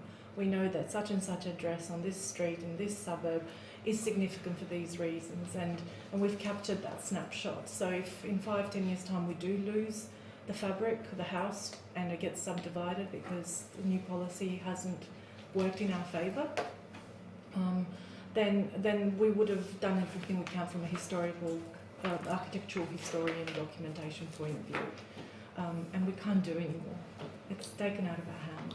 In 3 months' time, when this has been, you've got a greater understanding, should we have a presentation as to how it could potentially impact Walkerville so that more of our residents are hopefully up in arms as to what could happen to us if the developers got stuck into our big blocks? We tread a fine line between providing advice on a code that isn't ours, on policy that isn't ours. So when we go live and we understand more about, I guess, what is before us, I would definitely expect that council should have an informal gathering or workshop where we can focus on the risk areas.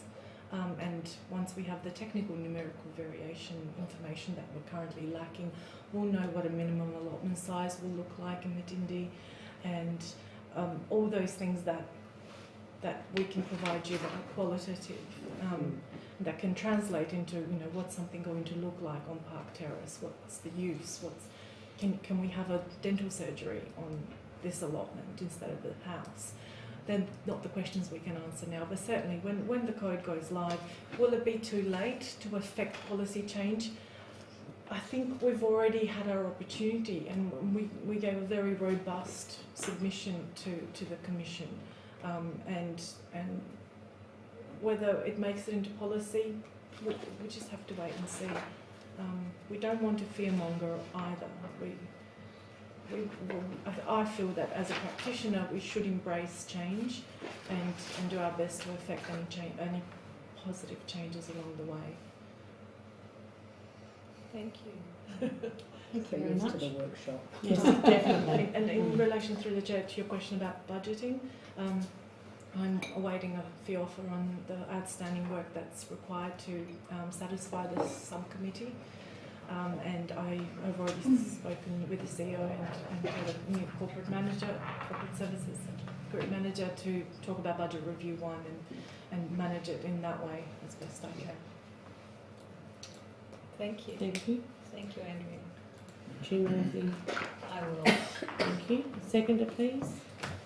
Councillor Joshua, all those in favour? Thank you. Carried. Councillor Williams, 16.3.7. YouTube live streaming activity report. Thank you, Mayor Frigga. Similarly to my comments previously regarding something earlier, I forgot what it is now, around budget amounts, whether or not administration would like us to get an allowance or at least consideration, and look, it'll probably come back anyway next year through the annual budget plan process in relation to having the live streaming as a permanent thing after the COVID issues. Obviously on the 825 plus GST we're looking around about $10,000 per year. I'm guessing there's an opportunity in the marketplace. If you know you're going to do a contract for a year, you may get a better price or whatever. But I just didn't know whether you would like us to add into the recommendation and the council consider an amount in the a budget amount as part of its 21-22 annual business plan deliberations. Through your worship, administration's already made the decision to continue with the live streaming, so we're very satisfied with the price point that Scott's been able to negotiate with All Pro. And knowing that those early costs were really in the setup, was trying to make sure that the room worked, that we had the right equipment set up. Today we've got the 2 microphones. I think at the last meeting we only had the 1 microphone from memory. So we're making improvements as we're going along. We're very satisfied with the price point, and we can accommodate it actually in the IT budget. Better still, because I did have queries from some members of the community regarding why aren't we? Why weren't we doing this even prior to COVID? Yeah. So I guess it's been a good opportunity to have this ability to do this. And just while on that as well, is there an intention, do you know if there's an intention to continue allowing, I guess, remote or council meetings to continue, or if elected members are not able to be present due to illness or whatever, however, could still attend the council meeting via Zoom or Office 365 or whatever it is at a given time? Is that something that... It's highly unlikely. So through your worship, so when the Minister made the amendments to the Local Government Act to allow elected members to participate electronically, it was always done on the proviso that when the COVID-19 pandemic was no longer a pandemic and they lifted the emergency order, then we would go back to pre-COVID. So it'd be staying in place for about 21 days after, and then we will revert back. So that provision will be removed from the Local Government Act. So live streaming, we will continue with that, but that's really for the community to access us rather than allow elected members to dial in remotely and participate in a meeting. Now that was the provision that was put to the councils to local government at the time that the directive and the Local Government Act was amended.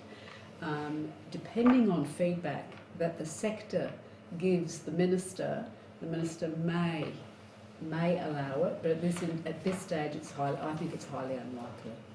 However, when you think about it, what happens if someone visits Victoria in months to come and comes home and gets a phone call and says, I'm sorry, you passed somebody in the street that they've just been diagnosed as having COVID, and you have to self-isolate for 14 days.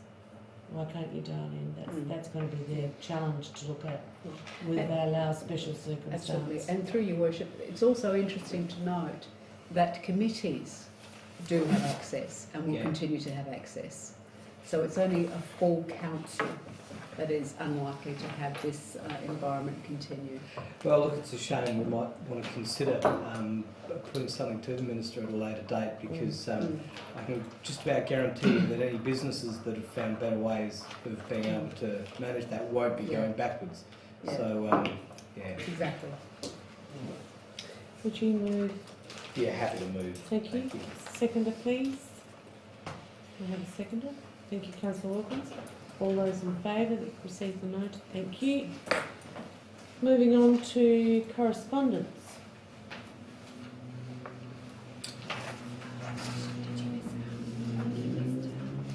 Oh, 16 point, I was wondering that, 16.5. No, just 16.5. I did. 16.5 outstanding council resolutions. I forgot to, yes, Councillor Williams. In outstanding resolutions on page 521, it mentions about the car parking on the Oval side of Warwick Street as being part of consideration when we're looking at the planning stage of the new footpath. But in the let's just see, sorry, bring it up. On page 521, it talks about the Walkerville terrace activation plan in the same point. Let's see, where's 521 gone? Yeah, 521. The second item on that page says possibility of placing Warwick Street car park on the Oval side as opposed to residential side as part of the Walkerville terrace activation plan. So obviously it's not part of Walkerville terrace activation plan, it's part of the Warwick Street footpath. Yeah. So that probably needs to be amended. Thank you. That was all. Would you move that they received and noted? Happy to move, thank you. Seconder? Councillor Bishop, all those in favour? Thank you, carried. Move on to correspondence.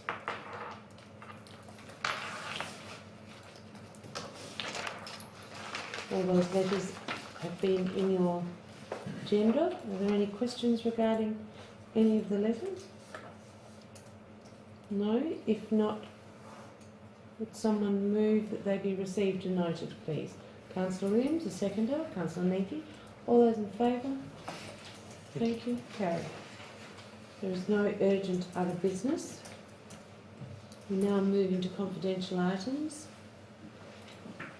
Levi Caravan Park. Would someone move the following? And I'll read it so that our audience is aware of what's going on. Pursuant to Section 92 of the Local Government Act 1999, the Council orders that all members of the public, except the Chief Executive Officer, Vicky Crystal, Group Manager, Corporate Services, Mark Zodonka, Business Analyst, Property and Contracts, Scott Reardon, and Council Secretariat, Vanessa Davidson, be excluded from attendance at the meeting for agenda item 19.1, the Levi Caravan Park, Wyatt Hill Proprietary Limited, subsequent application for COVID-19 rent relief. The Council is satisfied that pursuant to Section 93B of the Act, the information to be received, discussed or considered in relation to this agenda item 19.1 is information that the disclosure of which could reasonably be expected to confer a commercial advantage on a person with whom the Council may propose to conduct business and would therefore prejudice the commercial position of the Council. Would someone move? Thank you, Councillor Collin. Second to Councillor Joshi. All those in favour? Thank you. Carried.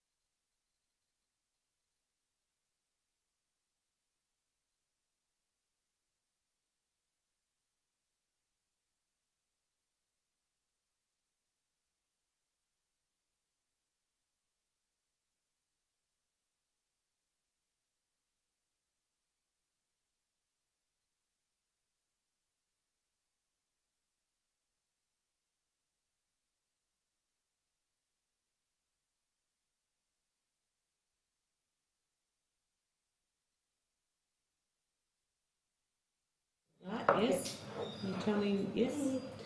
Council has resolved to readmit the public and having considered agenda item 19.1, the Levi Caravan Park, Riot Hill Proprietary Limited, subsequent application for COVID-19 rent relief, in confidence under section 92 in brackets and 3 in brackets B of the Local Government Act 1999, the Council, pursuant to section 91(7) in brackets of that Act, orders that the report and attachments relevant to this agenda item be retained in confidence for a period of 12 months, or the matter has been finalised, excepting that Council authorises the release of the minutes to substantive party or parties to enable enactment of the resolution, and that pursuant to section 91(9) in brackets C of the Local Government Act 1999, the Council delegates to the Chief Executive Officer the review and power to revoke this order.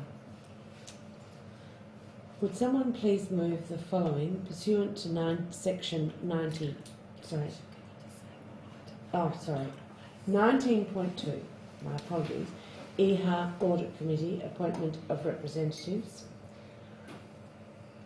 So, would someone please move the following? Pursuant to section 92 in brackets of the Local Government Act 1999, the Council orders that all members of the public, except the Chief Executive Officer, Kiki Crystal, and Council Secretariat, Vanessa Davidson, be excluded from attendance at the meeting of agenda item 19.2, EHA Audit Committee, appointment of representatives.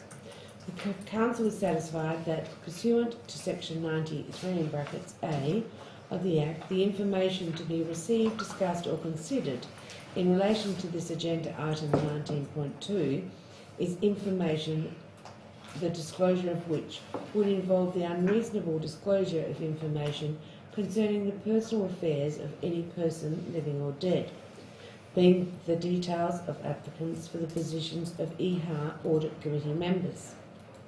The Council is satisfied that the principle that the meeting be conducted in a place open to the public has been outweighed in the circumstances because the matter relates to confidential details of various persons. Would someone please move? Thank you, Councillor Bishop. Second, Councillor Joshi. All those in favour? Thank you. Carried. Might I suggest that you get a recorded message? We now are in conflict.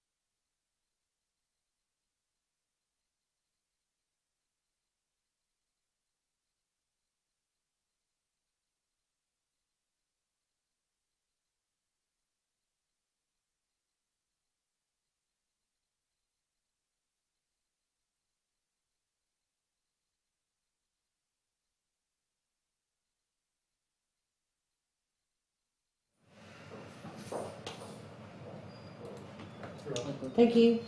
Council has resolved to readmit the public and having considered the agenda item EHA Audit Committee appointment of representatives in confidence under section 92 in brackets and 3 in brackets A of the Local Government Act 1999, the Council, pursuant to section 91(7) in brackets of that Act, orders that the report and attachment relevant to this agenda item be retained in confidence for a period of 12 months and the minutes be retained in confidence until the matter has been finalised, excepting that Council authorises the release of the minutes to substantive party or parties to enable enactment of the resolution, and that pursuant to section 91(9) in brackets C in brackets of the Local Government Act 1999, the Council delegates to the Chief Executive Officer the review and power to revoke this order. We now discuss 19.3, the Era Water Independent Chairperson verbal report.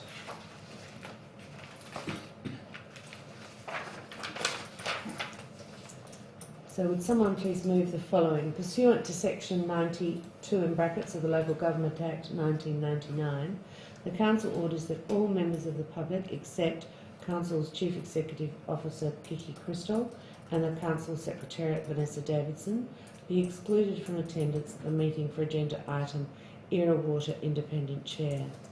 The Council is satisfied that pursuant to section 93 in brackets A of the Act, the information to be received, discussed or considered in relation to this agenda item is information pertaining to the personal and confidential details of applicants for the position of Era Water Independent Chairman. The Council is satisfied that the principle that the meeting be conducted in a place open to the public has been outweighed in the circumstances because the matter relates to the confidential details of various persons.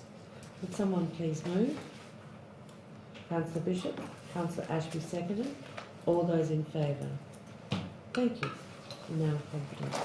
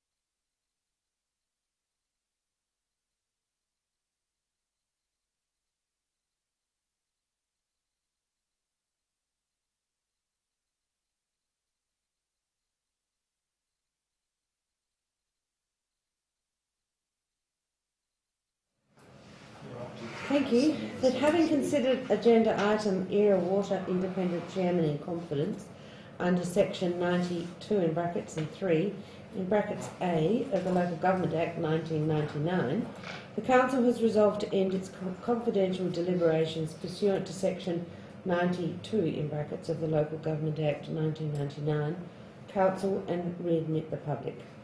For the benefit of the members of the public, Council resolved to receive and note the verbal report, Era Water Independent Chairperson. The previous item was the last item of business to be considered this evening, and therefore I declare the meeting closed at 9:52, and I thank all the online participants. Thank you.